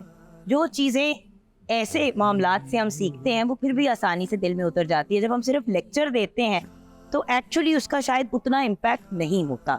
सो थोड़े से एक डिफरेंट अंदाज में हम भी सीखेंगे, हमारे बच्चे भी सीख रहे हैं, हमारे व्यूअर्स भी सीखेंगे। सो जहानत का इम्तिहान शुरू करते हैं। सबसे पहले तो मैं टीम से रिक्वेस्ट करूंगी कि अपना इंट्रोडक्शन करवाएं। जी टीमें। मेरा नाम मोहम्मद अदनान खिदर है, मैं GCVF का स्टूडेंट हूँ और मैं अपनी बीके नाइट स्क्वायर सोसाइटी का प्रेसिडेंट हूँ और मैं BS कर रहा हूँ अप्लाइड लिंग्विस्टिक्स में। जी। मेरा नाम उस्मान माजिद है और मैं लॉ डिपार्टमेंट से गवर्नमेंट कॉलेज यूनिवर्सिटी फैसलाबाद का student. Wonderful to meet you team A. Team B. मेरा नाम एहसन जाहिद है और मैं UT लाहौर नारोवाल कैंपस से इलेक्ट्रिकल इंजीनियरिंग का स्टूडेंट। मेरा नाम मोहम्मद दानियाल है और मैं UT लाहौर नारोवाल कैंपस से इलेक्ट्रिकल इंजीनियरिंग का student. Welcome team A and team B. तैयार हैं आप लोग? जी मेरा। आप लोग तैयार हैं? जी यस जी। आप लोग तैयार हैं? जी यस। हल्के हल्के से तैयार हैं। अब देखते हैं कि तैयारी कैसी है। ओके, सो सबसे पहले हमारा जो पहला राउंड है जिसका नाम है कुरान और सुन्नत राउंड, जिसमें 8 सवाल दोनों टीम से पूछे जाएंगे। प्लीज़ एक दूसरे के जवाब देने की कोशिश मत कीजिएगा क्योंकि आपको पॉइंट्स नहीं मिलने, उन्होंने उल्टा कंफ्यूज हो जाना है। दूसरी बात, इस राउंड में हर सवाल के सही जवाब पे आपको 10 पॉइंट्स मिलेंगे, यानी कि अगर 8 सवाल ईच तो कितने पॉइंट्स गेन कर सकते हैं आप? 8 ईच। ठीक है, ये पहले राउंड के रूल्स हैं। नेगेटिव मार्किंग नहीं है, लेकिन प्लीज़ गौर से सवाल सुनिएगा और जो आप पहला जवाब देंगे वो फाइनल आंसर होगा। उसके बाद आप अपनी इस्लाह भी करेंगे। तो the whole point of having 2 people, इसके टीम वर्क के पेस पे आप लोग चलें। सो अगर कन्फ्यूजन है तो आपस में 1 सेकंड का मशवरा कर सकते हैं, लेकिन बहुत टाइम लगाएंगे, मैं मूव ऑन कर जाऊंगी। ओके, सो टीमें शुरू करते हैं आपसे। और बाय द वे, तोहफ़े क्या मिलेंगे ये भी बता देती हूँ। स्पार्क्स की तरफ से आपकी जो विनिंग हमारी टीम होगी वो लेके जाएगी Neo 5 Plus मोबाइल, प्लस हमारे जो दोनों ब्रांड्स हैं, मतलब जो दोनों हमारे वो हैं टीम्स, आपको मिलेंगे करशी जामशरी की तरफ से गिफ्ट हैम्पर्स। तो खाली हाथ कोई भी नहीं जा रहा, बट विनिंग टीम के साथ जाएगा स्पार्क्स का स्मार्टफोन और वो है Neo 5 Plus। So this is going to be the present for the winning team. Clear हो गया? बट बात मोबाइल और वो जो कहते हैं ना कि चीज़ों की नहीं होती, बात ये होती है कि अपनी जहानत जो है वो आप प्रूव करें। सो टीमें, फर्स्ट क्वेश्चन, हजूर पाक सल्लल्लाहु अलैहि वसल्लम के दौर में मुसलमानों का मरकज़ कौन सा था? किस चीज़ का मरकज़? तालीम का? दार अरकम। जी, दार अरकम। बिल्कुल सही।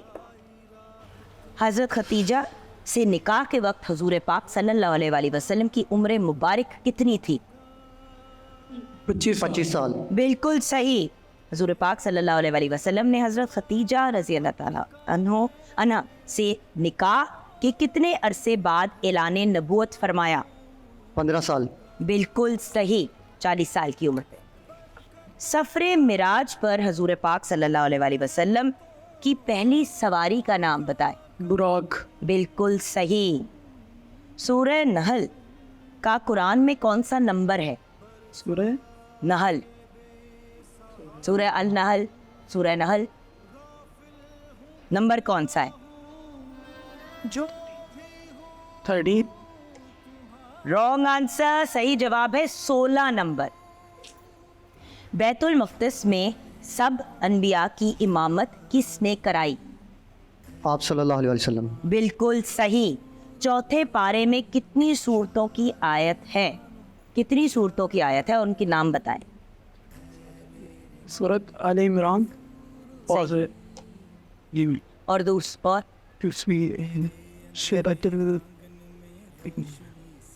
सूरत निसा।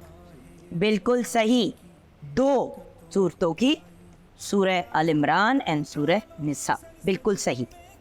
हुजूर पाक सल्लल्लाहु अलैहि वसल्लम का नाम है कासिम, इसका मतलब क्या है? तकसीम करना। बिल्कुल सही।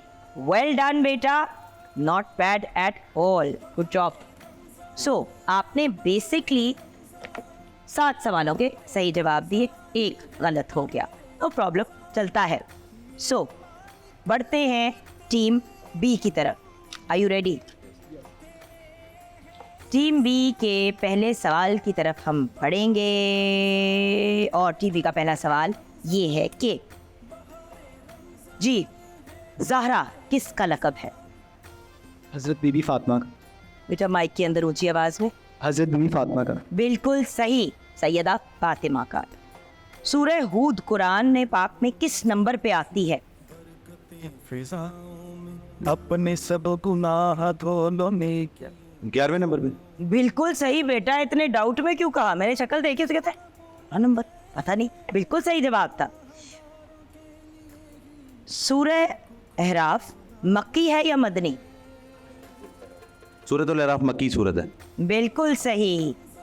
हज़रत उस्मान रज़ी अल्लाह ताला अन्हो की कब्र मुबारक कहाँ है?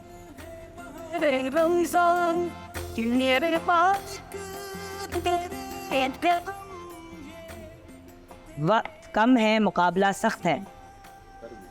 मक्का में। रॉन्ग आंसर बेटा, मदीना में, मदीना मुनव्वरा में। कुरान का नुज़ूल किस माह मुबारक में हुआ? रमज़ान में। बिल्कुल सही, राइट आंसर। सूरह यूनुस की कुल कितनी आयात हैं? 206। बहुत ही off, 109। 109। So the answer is incorrect. अगले सवाल की तरफ बढ़ते हैं। तरतीब नज़ूल में सूरह बकरा का कौन सा नंबर है? तरतीब में सूरह बकरा का कौन सा नंबर है?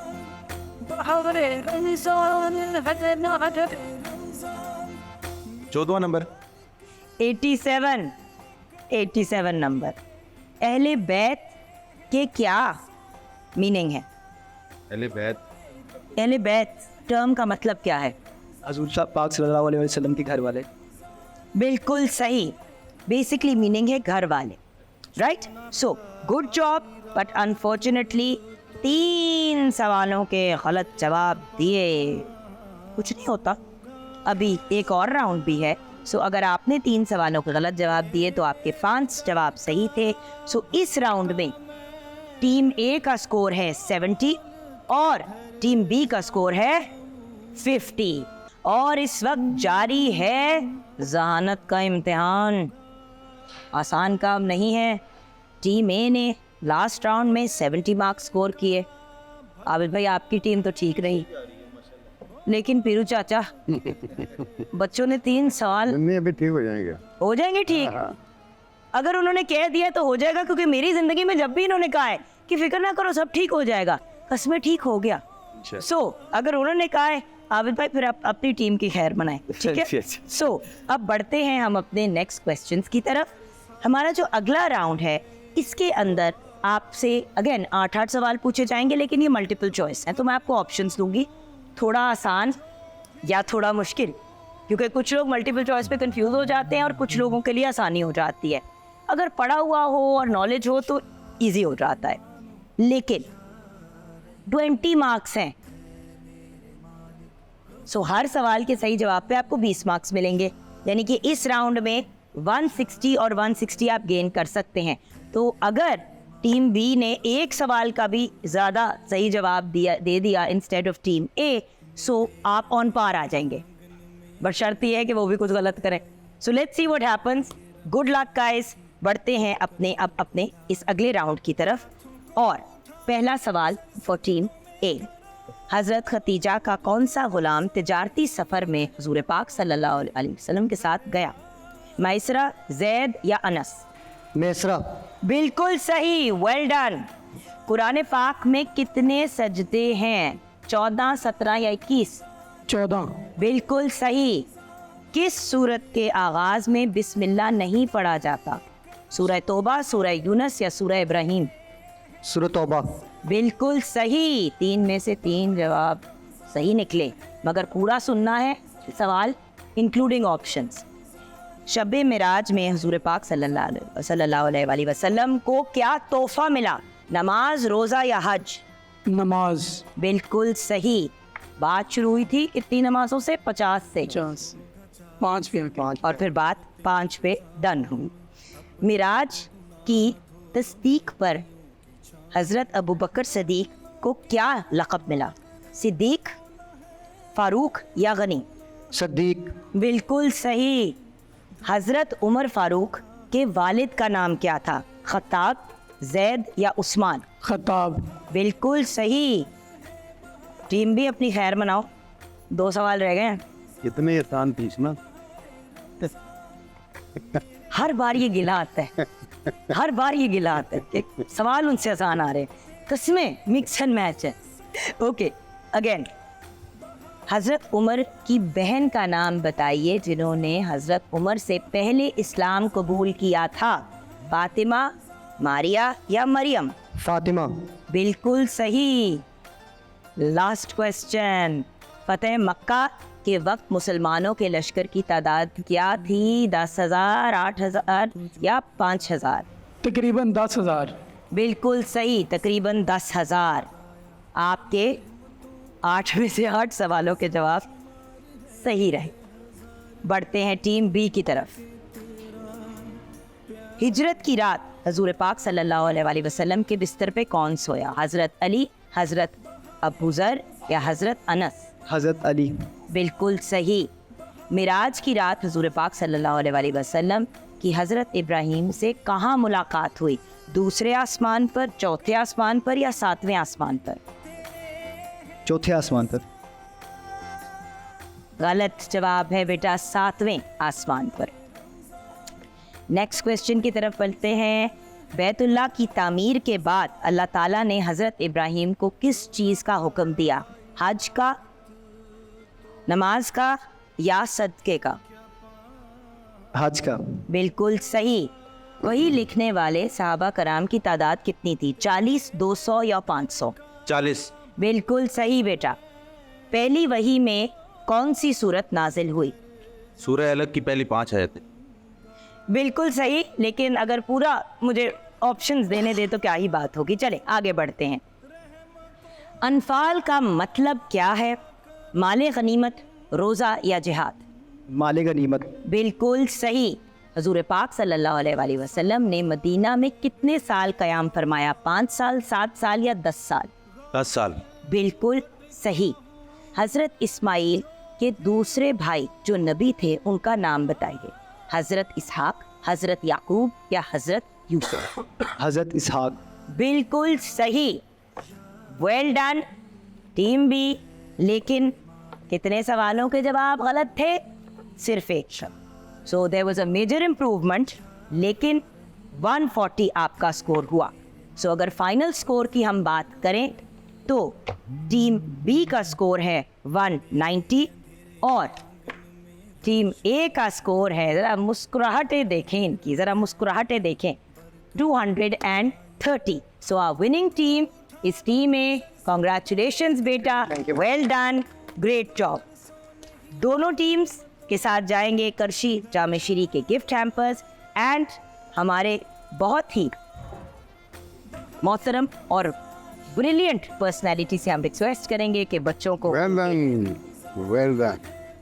इवन दो टीम आपकी थी, आपको भी इनको मुबारकबाद देनी थी। 2 फ़ोन होने चाहिए। नहीं हम डब्बा और चार्जर एक बच्चा रखेगा और मोबाइल दूसरा रखेगा और फिर हम स्विच किया करेंगे। But congratulations, well done. इफ्तार मज़ेदार की तरफ भी जाना ज़रूरी है, तो आइए व्यूअर्स बढ़ते हैं किचन में, जहाँ पे प्यारी सी शेफ हिबा एहसन हमारा इंतज़ार कर रही हैं। अस्सलाम वालेकुम। वालेकुम अस्सलाम। क्या हाल है आपके? बिल्कुल ठीक अल्हम्दुलिल्लाह, आप कैसी हैं? मैं ठीक हूँ, लेकिन मैं तब ठीक होंगी जब मैं हाथ धो लूँगी।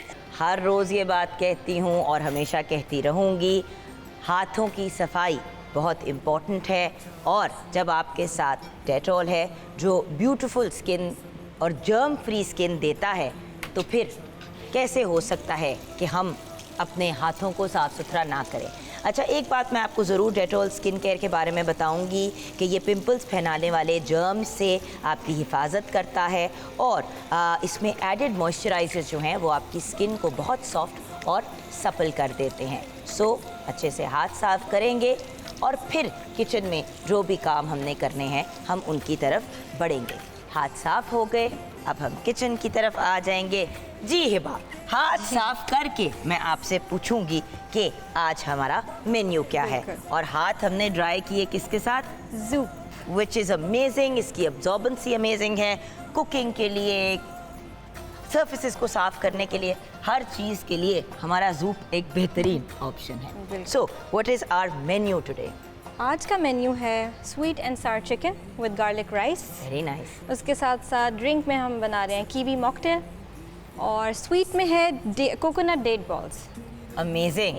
अब देखिए ना, रोज़ा खजूर से खोलना ही है और हर रोज़ खजूर इंसान खाता है, लेकिन अगर थोड़ी सी वेरिएशन के साथ बना दें जैसे कोकोनट डेट बॉल्स, उसमें उसकी अफादियत भी बढ़ जाती है। ऐसा ही है। और रमज़ान की बहार का एक बहुत इम्पॉर्टेंट हिस्सा है करशी का जामे शीरी, और फॉर मी पर्सनली करशी का शरबत इलायची, बिकॉज़ ये दोनों शरबत सिर्फ रमज़ानुल मुबारक में नहीं बल्कि सारा साल हमारे घर में इस्तेमाल होते हैं।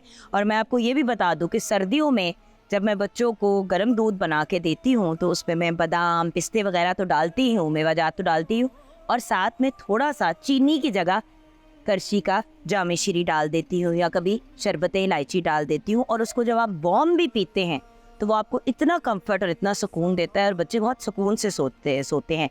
चीनी के बजाय अगर 100% खालिस सरकियात से बना हुआ हम करशी जामे शीरी का इस्तेमाल करें तो ये एक बहुत बेहतर ऑप्शन है। इसके साथ ही व्यूअर्स, जैसे ही रोज़ा खुलता है, सुबह होती है, दोपहर की बात करें, किसी भी टाइम की बात करें, तो इंसान को सबसे पहले एक स्ट्रॉन्ग कप चाय का चाहिए होता है, और चाय के शौकीन तो सारे ही होते हैं। आजकल जहाँ पे भी देखें, अगर कोई गिफ्ट्स या प्राइजेस दिए भी जा रहे हैं तो वो कोई typical everyone's getting the same thing, वही पुरानी चीज़ें। लेकिन लिप्टन लेके आया है कुछ का खास, जिसको बुलाते हैं वो अपना jar of joy special edition. So इस रमज़ानुल मुबारक इस चीज़ का फ़ायदा उठाए। जी शेफ हिबा, आप ये जो डेट्स के साथ जी राउंड से ये बॉल्स बना रही हैं वेरियस किस्म पे, तिल भी लगाए हैं आपने, इस पे आपने नट्स भी लगाए हैं, ये बनाने का तरीका क्या है? इसको बनाने का तरीका बहुत आसान है। आपने सॉफ्ट वाली डेट्स ले लेनी है, जो भी उसको आपने नरम खजूर जो भी होती है, उसका आपने अंदर से बीज जो सीड है निकाल के उसको कांटे के साथ मैश कर लेना है, ठीक है, अच्छे से। फिर आपने कोई भी बिस्किट ले लेने हैं, उनको भी आपने बिल्कुल क्रश कर लेना है। कुछ चंक्स भी आप छोड़ सकते हैं, बाकी आप फाइन क्रश कर दें। आपने तिल ले लेने हैं, कोकोनट ले लेना है, खोपरा पाउडर, और आपने जो भी नट्स आपको पसंद है, असॉर्टेड नट्स आप यूज़ कर सकते हैं। इसमें आपके पास पंजीरी भी बना सकते हैं, बादाम भी लगा सकते हैं, पिस्ते, बादाम और मूंगफली मिक्स कर सकते हैं। बिल्कुल ऐसा ही है। पंजीरी बनी हुई आपके पास, इसमें फ्लैक्स सीड्स भी हैं, कुछ भी है, आप वो भी ऐड कर सकते हैं इसमें। तो ये ऑलमोस्ट लाइक वेरी हेल्दी, आप देखें ना कि एक लिटिल पावर पैक्ड स्नैक है। तो जो लोग इफ्तार के वक्त बहुत हैवी कुछ नहीं खाना चाहते और खजूर से अपना रोज़ा खोलते हैं, तो वो अगर 1 या 2 ये खा लें तो बड़े आराम से फिर जाके नमाज पढ़ के अपने बाकी मामलात करके फिर बैठ के खाना पीने का एहतमाम कर सकते हैं। This is a very high energy. So ये भी बन रहा है। और ये सबरोसो से हम क्या बनाने जा रहे हैं? सबरोसो का चिकन हम यूज़ कर रहे हैं स्वीट एंड सार चिकन में। स्वीट एंड सार चिकन में। और सबरोसो जैसे कि आप जानते हैं पाकिस्तान का बल्कि एक इंटरनेशनली ट्रस्टेड ब्रांड है। इसकी इनोवेशन की वजह से ये बहुत पॉपुलर हुआ। इन्होंने सबसे पहले कचौरियाँ इंट्रोड्यूस कराई थी और चिकन कचौरियाँ। एंड मज़े की बात ये है कि इनकी ऑल टाइम जो मार्केट की हिट प्रोडक्ट है वो इनकी क्रिस्पी चिकन स्ट्रिप्स। हमने वो कल बनाई थी और बहुत ज़्यादा लोगों ने पसंद की। क्रिस्पी पॉपर्स बच्चों को बड़े पसंद हैं। अगर हम बात करें जो इन्होंने रिसेंटली लॉन्च किए हैं चिकन स्प्रिंग रोल, वो भी बड़े मज़े के हैं। तो आप भी ज़रूर सबरोसो के प्रोडक्ट्स को घर लेके आएँ और अपनी अफ्तारी को मयारी, मज़ेदार और आसान बनाएं। बिल्कुल।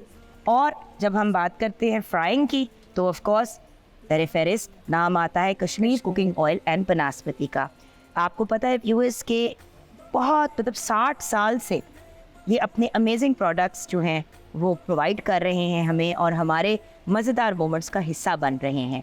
और अगर हम बात करें 100% प्योर इंग्रेडिएंट्स की तो कश्मीर कुकिंग ऑयल एंड बनास्पति जो है इसमें यही तो बात है जो इसको इतना डिफरेंट और यूनिक और मयारी बनाती है। उसके साथ साथ इसमें विटामिन ए और D3 भी भरपूर मिकदार में शामिल है। रिमेंबर विटामिन डी की हम सबको कमी भी है। एंड फाइनली ज़ूप, जिसकी पहले भी बात की। ज़ूप एक ऐसा बेहतरीन ऑप्शन है कि I will be very honest, है तो किचन टावर लेकिन हम इसको वेरियस डिफरेंट तरीक़ों से यूज़ करते हैं। जब हमने कोई फॉर एग्जांपल अपनी चीज़ें फ्राई करके निकालनी है, सब इसको क्लीन करना है, हर लेवल पे। एंड द पॉइंट इज़ ये अब्जॉर्बेंसी इसकी बहुत अच्छी है जो इसको एक बहुत ही अमेजिंग जो है वो प्रोडक्ट बना देता है और एक ऐसी चीज़ बना देता है जिसको किचन में यूज़ करते हुए किचन का एसेंशियल एक्चुअली। और जो डबल पैक है वो मैं कुछ 10 ले आती हूँ। हाँ जी, और बहुत यूज़ होता है, ज़िंदगी आसान हो जाती है। एंड फ्राइड फूड वगैरह जब हम खाते हैं तो ऑब्वियसली जितने में फ्राई होता है वो तो समझ आता है, जो अब्जॉर्ब हो जाता है ना उसमें से, वो जब आप डालते हैं ज़ूप के ऊपर तो वो सारा उसमें से ज़ूप में चला जाता है, तो आपकी कैलोरी काउंट भी कम हो जाती है। ये सब बातें तो हो गई, लेकिन अब मुझे बढ़ना है एक ऐसी गुड न्यूज़ की तरफ जिसके बारे में बहुत लोग एक्साइटेड है, मुझसे भी ज़्यादा लंबा। और अब वक्त हुआ जाता है फाइनल प्रेजेंटेशन दिखाने का और रोज़ा कुशाई के जो यंग मैन हैं उनसे इंट्रोड्यूस कराने का। सब कुछ है ready. Date balls, sweet and sour chicken with garlic rice और कीवी एंड मिंट मॉकटेल। ये हमने कैसे तैयार किया? ये हमने किया है कीवी को पील करके मिंट, शुगर, लेमन जूस के साथ इसको हमने ब्लेंड कर लिया, थिक सा पेस्ट शुगर की जगह आप शहद भी यूज़ कर सकते हैं, शक्कर भी यूज़ कर सकते हैं। बिल्कुल, और ओमिट भी कर सकते हैं, ओमिट भी कर सकते हैं। और कीवी नहीं भी है तो आप इसकी जगह जो हरा वाला सेब होता है, हाँ जी, आप वो भी यूज़ कर सकते हैं, तो वो ग्रीन एप्पल का भी एक बड़े मज़े का बन जाता है। लुक्स ब्यूटीफुल मेरी जान। बट मैंने हमारी जो प्यारी प्यारी यंग लेडीज़ हैं, हमारी जो अशर्स हैं, आ जाओ बच्चों, बढ़ते हैं अपनी रोज़ा कुशाई की तरफ। हज़रत मोहम्मद सल्लल्लाहु अलैहि वसल्लम की हदीस मुबारक है कि कलौंजी में हर बीमारी का इलाज है सिवाय मौत के। तो आइए आज इसी टॉपिक पे डिस्कशन करते हैं अपने सेगमेंट में, जिसमें हम डिस्कशन करेंगे कि बेसिकली कलौंजी के क्या फ़ायदे हैं, उसको हम किस तरह से यूज़ कर सकते हैं और कैसे उसके मैक्सिमम बेनिफिट्स ले सकते हैं। तो बढ़ते हैं अपने सेगमेंट की तरफ जिसका नाम है सेहत कामिला। हमारे साथ food technologist, dietitian, nutritionist doctor Zainab Kondal हैं। अस्सलाम वालेकुम। वालेकुम अस्सलाम। आपसे बात करने से पहले मैं मिस्टर पीरज़ादा से जानना चाहूँगी, आप कलौंजी का इस्तेमाल करते हैं? आपके घर में यूज़ होती है कलौंजी? क्योंकि बहुत से घरों में, स्पेशली पंजाब साइड में, सिंध में फिर भी लोग ज़्यादा यूज़ करते हैं, पंजाबी कम ही कलौंजी अचार वगैरह के अलावा नहीं यूज़ करते। मैं जब भिंडी बनाता हूँ उसमें कलौंजी होती है, जब मैं करेले बनाता हूँ उसमें कलौंजी होती है, जब मैं आलू बैगन बनाता हूँ उसमें कलौंजी होती है। So I use kalonji quite a lot. Okay, but all this, I am a vegetarian basically, मैं मीट वगैरह कम ही खाता हूँ। सो वेजिटेबल में I think some of the other kalonji works out very well. अब आलू हो, अगर आप बिल्कुल आलू की कलौंजी और भुजिया जीरे के बनाएं, आलू, उसमें कलौंजी या जीरे वाले आलू, हाँ, उसमें कलौंजी ना मज़ा ही नहीं आता। बिल्कुल। So it's true, I am a huge fan of kalonji. लेकिन मैंने घर में जब ज़ैनब 1-2 दफ़ा कोशिश की कि भाई हर चीज़ में थोड़ी सी कलौंजी डाल दें, लो जी स्यापा ना पड़ गया। आप ही हमसे ये दाल नहीं खाई जाती, आप ही ये कढ़ाई में कलौंजी, कुछ मज़ा नहीं आया। देखो तो अचार तो तुम लोग इतनी खुशी खुशी खा लेते हो, उसमें कितनी कलौंजी डली होती है। why and other things, I mean लोग कलौंजी उतना इस्तेमाल नहीं करते जितना कर सकते हैं। बिल्कुल ऐसे ही है। अगर हमें कलौंजी के फायदों का पता चल जाए तो शायद हम उसको डेली बेसिस पे इस्तेमाल करना शुरू और फिर कैसे इस्तेमाल करें ये भी इम्पोर्टेंट है ना। बिल्कुल। अब जैसे आपने हदीस पहले कोट की है, तो जो बात हमारे प्यारे नबी पाक सल्लल्लाहु अलैहि वसल्लम ने कह दी है उसको डिनाई करना या उससे अपार्ट जाना तो इम्पॉसिबल है। वाकई ही ये तमाम बीमारियों का हल है। अब जैसे रमज़ान में मैं देखती हूँ कि बहुत सारे लोग अपने टूथ एक को, दांतों के दर्द को लेकर परेशान होते हैं क्योंकि खजूर का इस्तेमाल कर रहे होते हैं, जिसकी वजह से दांतों में, मसूड़ों में दर्द होना बहुत कॉमन हो जाता है। अगर आप कलौंजी का तेल लें, थोड़ी सी दही में उसको मिक्स करके अपने दांतों पे लगा दे 10-15 मिनट के लिए, तो आप देखेंगे कि आपके दांतों का दर्द बहुत हद तक खत्म हो जाएगा। अगर आपकी हाँ, अब कलौंजी का प्योर तेल किधर, एक तो मसला ये है ना, कलौंजी के नाम पे काली सी बीज और किस्म के बेच देते हैं। तेल जो है पता नहीं वो तेल है या नहीं है। इसका हल ये है कलौंजी खुद लें और उसका तेल निकलवाया जाए। कोलू से जाके निकलवा सकते हैं एक्चुअली। आई रियलाइज अगर आपको लोकेशन अपेरेंटली अगर आपके पास रियल कलौंजी हो, बिल्कुल, अगर रियल नहीं है तो एक और चीज का तेल आप पी रहे होंगे रोजाना। That's true also. बिल्कुल। अब अगर आपकी याददाश्त कमजोर है या आप चाहते हो कि आपका बच्चा जो है वो, हर माँ बाप चाहता है कि मेरा बच्चा क्लास में फर्स्ट है, तो आप उसकी अगर इम्प्रूव करना चाहते हो, मेमोरी को बूस्ट करना मैं चाहती हूँ कि मेरा बच्चा पढ़ जाए, बच्चे पढ़ जाए और खुश रहें। मेरे लिए स्ट्रेट ए स्टूडेंट वाला मेरा मसला नहीं है, क्योंकि मुझे पता है ना कि हर बंदा एकेडमिक नहीं होता। एग्जैक्टली। तो जबरदस्ती क्यों करो। बिल्कुल, मेरी ये सोच है। लेकिन मुझे अक्सर इस बात पे डांटा जाता है क्योंकि माएँ इतनी कम्पिटिटिव होती है ना। मुझसे भी नहीं एग्री किया जाता। I was a person who did not believe in school. I don't believe in school. क्योंकि जिंदगी से जो हम सीखते हैं, you see the most successful people in the world today, some of them are dropouts. Einstein dropout, Bill Gates dropout. School आपको discipline सिखा देता है, रट्टा सिखा देता है, बड़ी चीजें सिखाता है, लेकिन सारी वो फायदेमंद नहीं होती। बिल्कुल। और अगर बुलिंग का सिस्टम हो स्कूल में तो बच्चा जो सीखने वाला भी होता है वो नहीं सीख पाता। जो क्रिएटिव माइंड है ना, वो मुश्किल से, बिल्कुल, क्रिएटिव माइंड जो है वो 1 2 1 2 1 2 नहीं कर सकता। इसीलिए तो मैं आईबी सिस्टम की बहुत बड़ी फैन हूँ, क्योंकि वो स्टूडेंट को एजेंसी देते हैं। बिल्कुल। ये जो अब आईबी सिस्टम आ गया, एटलीस्ट रट्टे वाले सिलसिले से निकले। और इंशाल्लाह मेरी यही ख्वाहिश है कि स्कूल बच्चे जरूर जाएं और बच्चों के साथ उठे। मैं बच्चों को स्कूल क्यों भेजती हूँ? ताकि वो दूसरे बच्चों के साथ उछलें, कूदें, खेलें, सोशल इंटरेक्शन हो, थोड़ा डिसिप्लिन सीखें, थोड़ा स्केड्यूलिंग सीखें। बिल्कुल। अगर मेरे बच्चे की दिमाग की दही ही निकलनी है तो फिर स्कूल मुझे नहीं समझ आती। I was not a straight student और अल्हम्दुलिल्लाह बच्चे ने एक फंसी फंसी क्लास में बैठ के एक बेचारे टीचर का रटा हुआ लेक्चर सुनना है, या तो इससे बेहतर है कि वो खेले कूदे, भागे दौड़े, चीज़ें देखे, यू नो, पत्तों में घूमे, जंगल में जाए, दरिया के ऊपर जाके देखे।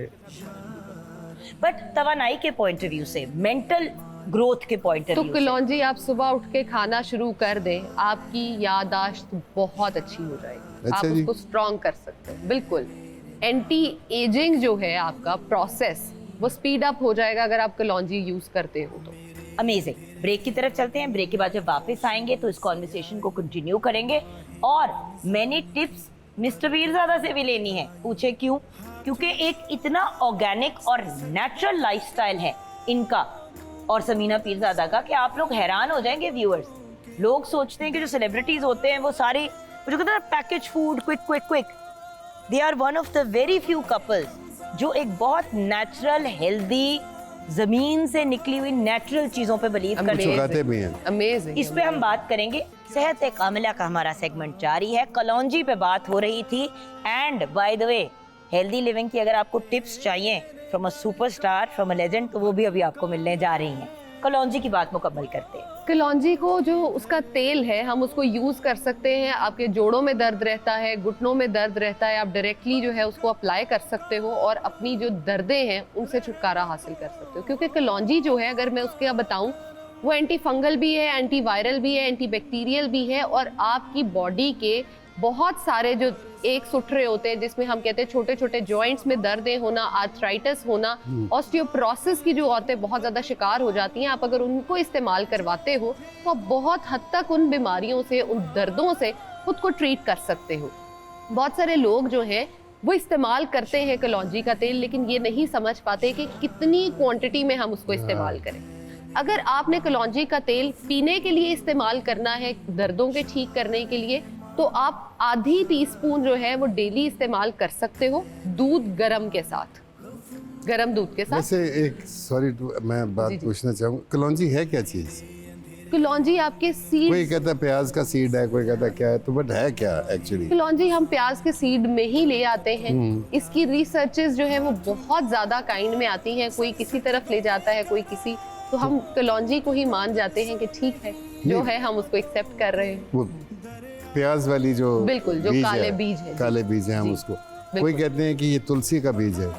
अब इसमें जो है ना वो ब्लैक सीड ऑयल जो है वो हम इसको इसी की तरफ ले आते हैं और आगे से उसकी वेरियस टाइप्स जो है हम उनको मिक्स एंड मैच करके जो है वो डिफरेंट चीजें बना लेते हैं। तो इसलिए वो हम फायदे जो है वो उनके पत्तों से और उससे भी ले सकते हैं अपनी बॉडी के लिए, क्योंकि हम दोनों चीजें उगाने की कोशिश करते हैं लेकिन हमें कलौंजी नजर नहीं आती। सही है। Okay, so as a conclusion, कलौंजी के तेल के तो आपने फायदे बताए। बहुत से लोग ऐसे करते हैं, सुबह उठ के निहार मुँह खा ली, किसी ने कहा कि पानी में सोख कर दें अजवाइन के साथ, एक चम्मच खाना शुरू कर दिया मेरे एक दोस्त ने। मैं कहा तुम पागल हो गए, वेट लॉस के लिए खा रहे होंगे। 6 महीने के बाद he was sick। कलौंजी की तो आप चंद बीज यूं 7 से 8 दाने आपके लिए मोर देन इनफ। खाने के अंदर जो है आपने चम्मच भर भर के नहीं डालना, मैं तो यूं उठा के ऐसे करके स्प्रिंकल करना है, मोर देन इनफ। क्योंकि खाने में कलौंजी का डालना अपनी सेहत के लिए नहीं है, बेसिकली खाने में एक टेस्ट डेवलप होता है, उसका एक स्मेल है, उसका एक अपना टेस्ट है, इसका क्या बड़े मजे का अरोमा होता है इसका। आई लव कलौंजी। लेकिन एक सरसों के तेल में पका हुआ, एग्जैक्टली, खास तौर पे भिंडी सरसों के तेल में पकी, करेले सरसों के तेल में पके, ऊपर हल्का सा स्प्रिंकल ऑफ कलौंजी, फैंटास्टिक। लेकिन एक मेरे यहाँ मसला आ गया ना, वो ये है कि कलौंजी को पकाना नहीं है, पकाना नहीं, पक जाए खाना उसके ऊपर से स्प्रिंकल करें। एक मिनट, पॉज। अचार में जब कलौंजी डालते हैं वो तो पकाया नहीं जाता, वो ठीक है उस तरह? बिल्कुल, क्योंकि वो हम स्टोर कर रहे हैं। She is right.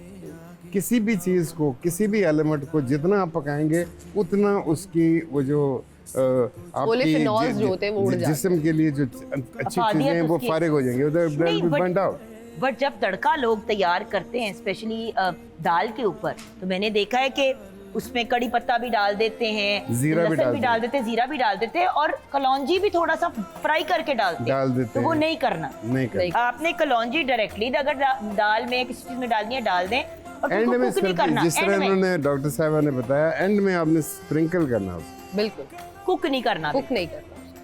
इंटरेस्टिंग, उसके सारे फायदे खत्म हो जाएंगे। फिर तो वही है कि आपने भुनाई उसकी कर दी तो वो तो खत्म हो गया ना, सारा उसका पॉलीफेनॉल उड़ गया, कोई फायदा नहीं। आपने अभी कहा कि वेट लॉस के लिए कलौंजी अच्छी है, बट उन्होंने 1 चम्मच कलौंजी जो खाएगा वो तो बहुत ज्यादा नहीं, उसको प्रोस्टेट हो गया था भाई, वो खा के ही develop, you know, you don't overdo things ना। आप वो ये पानी भी आप ज्यादा पिएं। बिल्कुल, जो लोग 30 ग्लास पीने को डाइट्स पे चले जाते हैं, उनके जिस्म में कोई न्यूट्रिएंट ही नहीं अब्सॉर्ब हो रहा होता, क्योंकि ऐसे है कि जैसे आप फ्लड ले आए अंदर, अब्सॉर्ब कुछ नहीं होगा, बॉडी से सब कुछ फ्लश आउट हो रहा है। So how to consume it?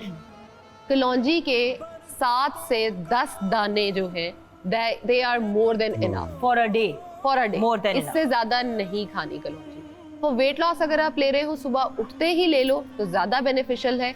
बहुत सारी मिस गाइडेंस जो है वो अवेलेबल है कि इसको लेमन में डिप कर दे, ये कर दे, भाई कुछ ना करें, सिर्फ कलौंजी को सादे 7 से 8 दाने पानी के साथ पिए। आपका मेटाबॉलिज्म स्पीड अप करने में ये बहुत अच्छा रोल प्ले करता है। आपका वजन ऑटोमेटिकली कम होना शुरू हो जाएगा अनटिल एंड अनलेस आप बाकी सारे दिन की डाइट को कंट्रोल कर लेते हो। सही। और इसके अलावा आपकी किडनी की हेल्थ जो है उसके लिए भी कलौंजी बहुत ज्यादा फायदेमंद होती है। आपके जितने, हम अक्सर देखते हैं कि आजकल लाहौर में हमारा जो इन्वायरमेंट है या पूरे पाकिस्तान में हमारी पोल्यूशन के जो हालात है उसकी वजह से लंग्स के बहुत ज़्यादा प्रॉब्लम, एस्थमा के बहुत ज़्यादा प्रॉब्लम्स हम देखते हैं। आप उसके लिए भी इसको इस्तेमाल कर सकते हो। आप कलौंजी को अगर इस्तेमाल करते हो तो आपकी लंग की प्योरिफिकेशन के लिए ये बहुत अच्छे तरीके से काम करता है। एस्थमा के लिए अगर आपने काम करना है तो आप इसके साथ थोड़ा सा प्याज का पानी अगर ले लेते हो कलौंजी के साथ तो वो बेहतरीन हो जाता है। प्याज का पानी, यू मीन हाउ? प्याज को प्याज ग्रेट को आप करें, ग्रेट करके बिल्कुल थोड़ा सा उसका पानी उसको- 2-3 ड्रॉप्स, ज्यादा वो भी नहीं लेना, 2-3 ड्रॉप्स लेना, दैट्स इट। उसको आप कलौंजी के साथ कंज्यूम करें। अब एक हेल्दी लाइफस्टाइल की तरफ हम कैसे जा सकते हैं, ये आप हमें गाइड करेंगे, क्योंकि आपने अपनी जिंदगी को टोटली एक ऑर्गेनिक फार्म, मतलब लिटरली ग्राउंड टू माउथ, अब मतलब फार्म टू माउथ वाला सिस्टम आपने क्रिएट किया अपने पूरे सेटअप में रायवेंट पे। तो हमें जरा गाइड करें, लोग कैसे नेचुरल की तरफ जा सकते हैं। आई थिंक नेचुरल इज, आप अपनी खाने को जितना सिंप्लीफाई कर लें, that is the best that you can do. Don't over cook, you know, हम सब्जी को ओवर कुक कर करके उसमें घी डाल, तेल डाल, इतना इतना तेल होता है, उसके बाद पता लगता है कि जी नीचे वो आलू गोश्त बना हुआ शायद, you know. So you have to be very careful about these, at least at the age that we are in. When you are young, you are moving, you have energy, your metabolism is working very well. So आप पत्थर भी खा लें वो भी हजम हो जाए। लेकिन the more in age when you grow, I personally feel कि अगर आप अपने आप को समेट लें, अपने खाने की जो चाह है उसको, मैं सब कुछ खाता हूँ।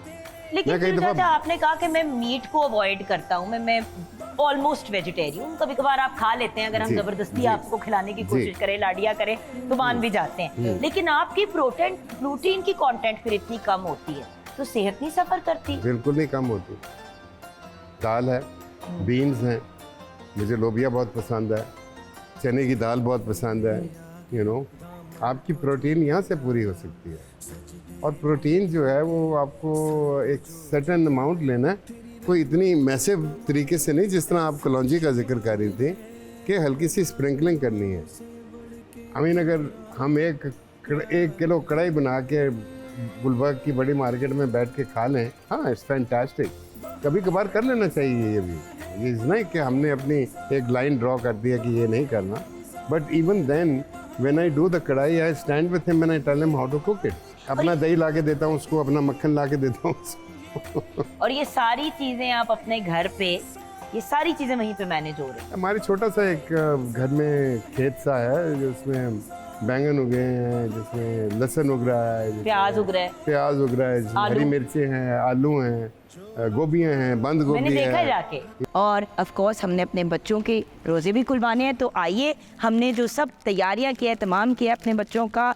मैमूना कतूस भी हमारे साथ है, चपचे पाड़ा बच्चा तो हमारा जे वाला है, और हमारे आज रोज़ा कुशाई के यंग मैन का नाम है ताहूर।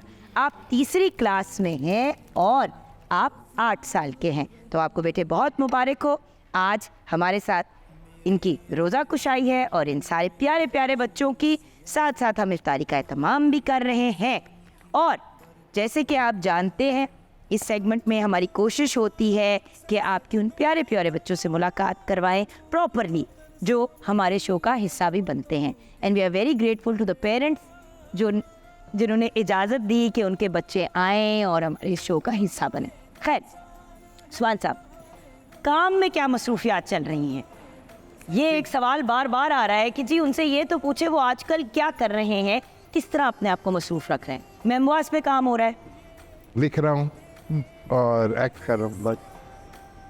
अच्छा, अब वो जो डिफरेंट इलाकों में जाके आप एक अमेजिंग, आपने ये प्रोसेस एक शुरू की है रफ़ी पीर ने, कि डिफरेंट जगहों पे जाके issue based, you know, we are working with family planning, काफ़ी अरसे से काम कर रहे हैं। और रफ़ी पीर थिएटर वर्कशॉप ने इससे पहले भी इश्यूज़ के ऊपर काम किया हुआ है, ड्रग एडिक्शन और इन चीज़ों पे। लेकिन ये जो फैमिली प्लानिंग का काम है, ये एक मेरा जो नौटंकी थिएटर है, जिसमें पपेट्स भी हैं और रियल लाइफ एक्टर्स भी हैं, तो ये करते हैं जाके परफॉर्म छोटे शहरों में। पिंडी बदियाँ हो गया जिस तरह, you know, so many small areas जहाँ पे आपको इंफॉर्मेशन पहुँचाना जो है वो बहुत ज़रूरी है, ख़ास तौर पे इन पर्टिनेंट इश्यूज़ क्योंकि family planning is a very major issue for Pakistan. और जब तक, और हमने ये देखा जब आप 1-to-1 करते हैं, because theatrical experience is like, theatre का जो एक्सपीरियंस है ऑडियंस लाइव ऑडियंस के लिए 1-to-1 होता, and that affects more, and we enjoy doing that, and the team is busy working, planning, travelling, you know, उसके साथ म्यूज़िक भी चल रहा है, उसके साथ ड्रामा भी है छोटा सा, पपेट्स भी हैं, mostly going and performing in girls schools and things.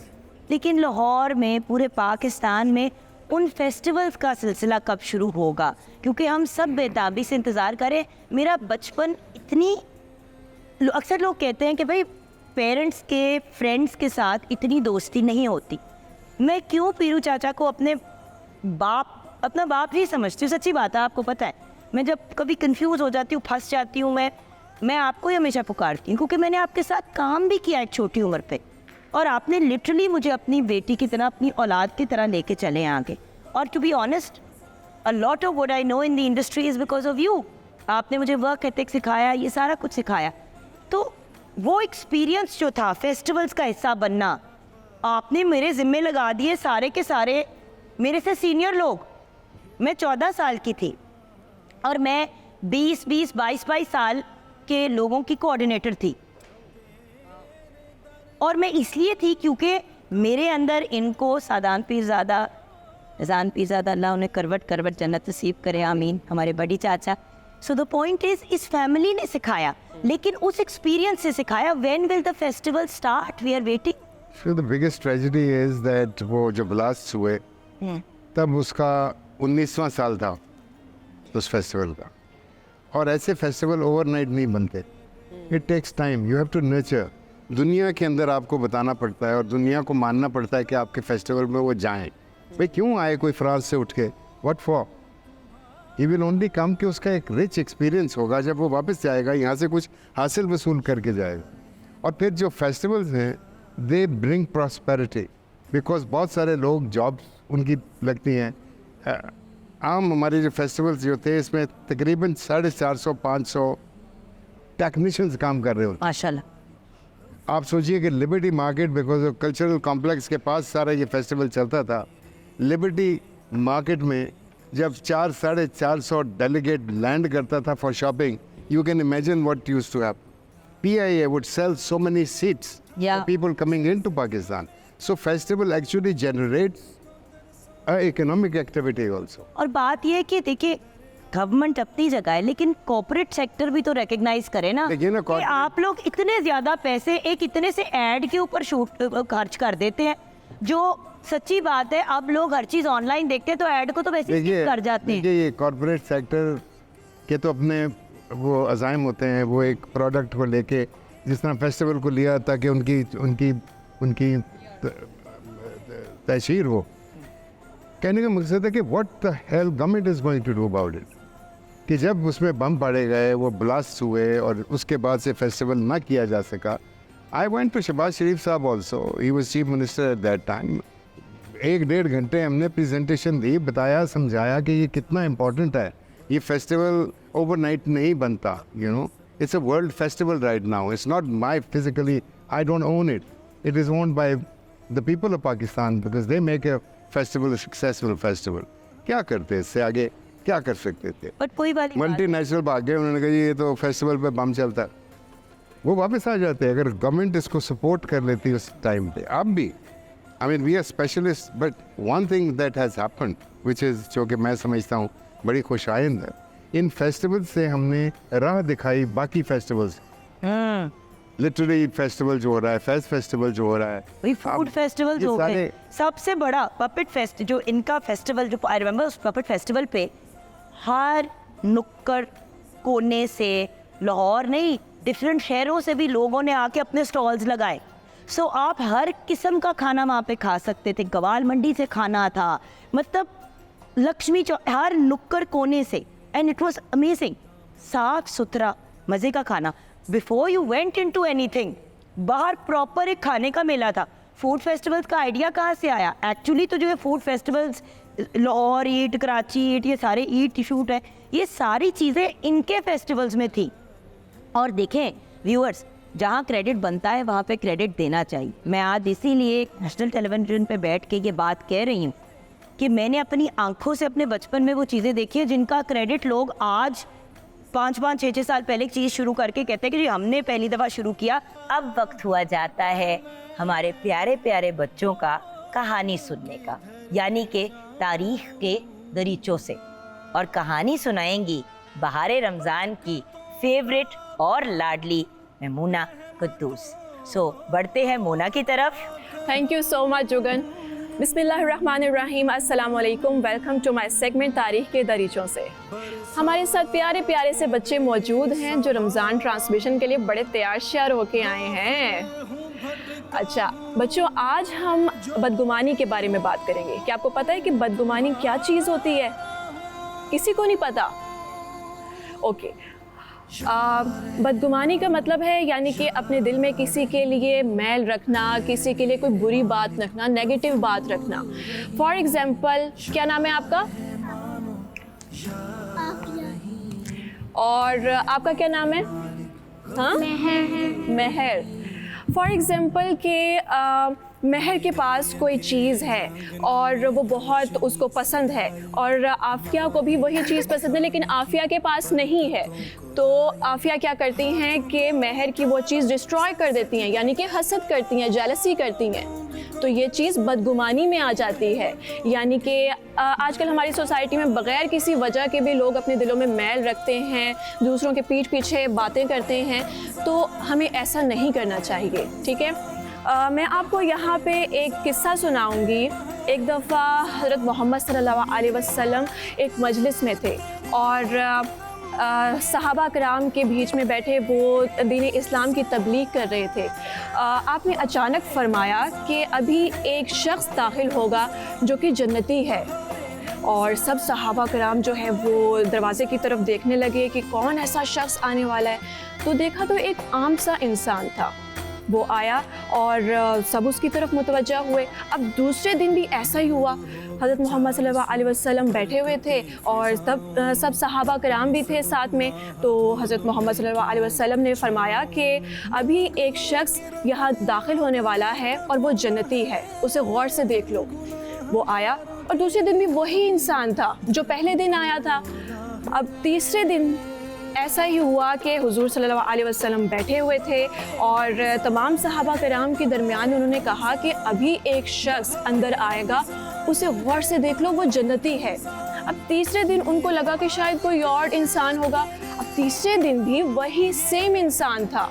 तो प्यारे बच्चों, जब वो इंसान जाने लगा तो हज़रत अब्दुल्ला बिन उमर रज़ी ताला अन्हु के दिल में एक क्यूरियोसिटी आई कि ये ऐसा क्या है कि इसका अमल कि ये हमसे ज़्यादा अफजल है कि हुजूर सल्लल्लाहु अलैहि वसल्लम ने ऐलान कर दिया कि ये जन्नती है। अब हज़रत अब्दुल्ला बिन उमर रज़ी ताला अन्हु उनके पीछे गए और उनको रोका, उनसे कहा कि अगर आप इजाज़त दें तो मैं आपके साथ 3 दिन और 3 रातें गुजारना चाहता हूँ। उसने कहा हाँ ठीक है चलो। वो उन्हें अपने घर ले गए और हज़रत अब्दुल्ला ने उनके साथ 3 दिन और 3 रातें गुजारी और उनको ऑब्ज़र्व किया कि वो ऐसा क्या अमल करते हैं कि मोहम्मद सल्लल्लाहु अलैहि वसल्लम ने ख़ुद अपनी ज़ुबान से कह दिया है कि वो इंसान जन्नती है। उन्होंने उनकी हर एक्टिविटी को, हर चीज़ को ऑब्ज़र्व किया कि वो ऐसा क्या करता है। अब वो रोज़ के मामूल के मुताबिक नमाज़ पढ़ता है, हलाल रोज़ी कमाता है और तमाम जो है वो आम जो हम सब काम करते हैं वो सब करता है। तो हज़रत अब्दुल्ला को लगा कि मैं तो नवाफिल पढ़ता हूँ, इतने सारे तस्बीह करता हूँ, इतने काम करता हूँ, तो मेरी इबादत तो इससे भी ज़्यादा हैं। तो इबादत के लिहाज से तो वो कम लगा। फिर ऐसे ही 3 दिन गुजर गए। जब हज़रत अब्दुल्ला जाने लगे तो हज़रत अब्दुल्ला ने उनसे कहा कि मैं तो किसी और नीयत से आपके पास आया था, क्योंकि मैं ये ऑब्ज़र्व करना चाहता था, ये जानना चाहता था कि ऐसा कौन सा आपका अमल है कि हुजूर सल्लल्लाहु अलैहि वसल्लम ने अपनी ज़ुबान से कह दिया है कि आप जन्नती हैं। तो इस पे उस बंदे ने फरमाया कि आप देख सकते हैं कि मेरे पास तो ऐसा कोई अमल नहीं है, मैं तो रोज़ के मामूल के मुताबिक सिर्फ नमाज़ पढ़ता हूँ और वही सब काम करता हूँ जो कि आप सब करते हैं। तो हज़रत अब्दुल्ला बड़े कंफ्यूज हुए। अब वो जब जाने लगे तो उस शख्स ने उन्हें रोका, उन्हें पीछे से रोका और बुलाया और उनसे कहा कि एक बात मैं हल्फन कह सकता हूँ कि मैंने आज तक कि अपने दिल में किसी के लिए बदगुमानी नहीं रखी। यानी कि किसी के लिए हसद नहीं रखा, किसी के लिए अपने दिल में मैल नहीं रखा। तो हो सकता है कि यही एक बात हो जो अल्लाह के नबी को और अल्लाह ताला को बहुत ज़्यादा पसंद आ गई हो, जो अल्लाह के नबी ने अपनी ज़ुबान से इकरार कर दिया है कि ये शख्स जन्नती है। हज़रत अब्दुल्ला को समझ आ गई और हज़रत अब्दुल्ला ने कहा कि हाँ, यही वो अमल है जो अल्लाह को और उसके नबी को सबसे ज़्यादा पसंद है। तो प्यारे बच्चों, कभी भी अपने दिल में किसी के लिए भी बदगुमानी नहीं रखनी चाहिए। आपको पता है दुआ और बद्दुआ में क्या फ़र्क है? दुआ अल्फाज को नहीं कहते हैं, हम जो अपना अमल करते हैं, अपने दूसरों के लिए हम कुछ भी करते हैं अमली तौर पर, और अगले बंदे की जो एहसासात निकलते हैं उसके दिल से आपके लिए अच्छे जो एहसासात निकलते हैं उस एहसासात को दुआ कहते हैं। और इसी तरह अगर आप किसी के लिए कोई नेगेटिव काम करेंगे, हसद करेंगे और किसी को तकलीफ़ पहुंचाएंगे, किसी को हर्ट करेंगे, तो उसके दिल से जो सब्र निकलेगी, आह निकलेगी, उसे बद्दुआ कहते हैं। तो किसी के लिए आप अपने दिल में मैल ना रखें, आप दूसरों की दुआएं लें। और आपको पता है कि अल्लाह ताला की नज़र में हकूक़ल्लाह की माफ़ी है, लेकिन हकूक़ुल इबाद की कोई माफ़ी नहीं है। हकूक़ल्लाह कहते हैं नमाज़ पढ़ना, इबादत करना, कुरान पाक पढ़ना, लेकिन हकूक़ुल इबाद दूसरों के लिए कुछ करना। और असल जो कमाई है इस दुनिया में वही है कि हम दूसरों के लिए कुछ करें और उनके जो पॉजिटिव एहसासात हैं उनको कमाएं, जो हमारे आखिर तक काम आएंगे। ठीक है। और इस काम का हकूक़ुल इबाद का ये जो सबसे अफजल इबादत है, ठीक है, अल्लाह ताला की नज़र में जो सबसे अफजल इबादत है वो हकूक़ुल इबाद है। और इसका जो पहला कदम है वो किसी से बदगुमान नहीं होना, अपने दिल को साफ़ रखना। जब आप अपने दिल को साफ़ रखेंगे, अपने दिल को प्योर रखेंगे और प्योरिटी से आप किसी के लिए कुछ करेंगे, तो ही आपका हकूक़ुल इबाद यानी कि ये जो अफजल इबादत है वो कबूल होगी। समझ में आया आप लोगों को? Yes. गुड। तो इसी के साथ हमारा ये सेगमेंट कंप्लीट होता है। Over to Jugan. Thank you so much Memoona, इतने प्यारे और इतने लाड के साथ आप कहानियाँ सुनाती हैं हमारे बच्चों को। खुश रहें, आबाद रहें। अब वक्त हुआ जाता है उस प्यारी सी दुआ का जो हर रोज़ पेश करती हैं हमारी प्यारी बहन सलमा खान। तो दुआ सुनते सुनते हम ब्रेक में जाएंगे। जी सलमा। आऊज़ु बिल्लाहि मिनश शैतानिर रजीम, बिस्मिल्लाहिर रहमानिर रहीम, अल्हम्दुलिल्लाहि रब्बिल आलमीन वस्सलातु वस्सलामु अला सय्यिदिल अंबिया वल मुरसलीन। या रब्बुल आलमीन, परवरदिगार आलम, तेरा बेबहा फ़ज़ल कि तुमने आज हमें चौथा रोज़ा भी मुकम्मल करने की तौफ़ीक़ अता फ़रमाई। रब्बुल आलमीन सेहत और तंदुरुस्ती को बहाल फरमा कि हम तेरी इबादत को बजा ला सके। परवरदिगार आलम, जो लोग बीमार हैं उनको शिफाए कामिला व आजिला अता फरमा, जो लोग परेशान हाल हैं उनकी परेशानियों को दूर फरमा।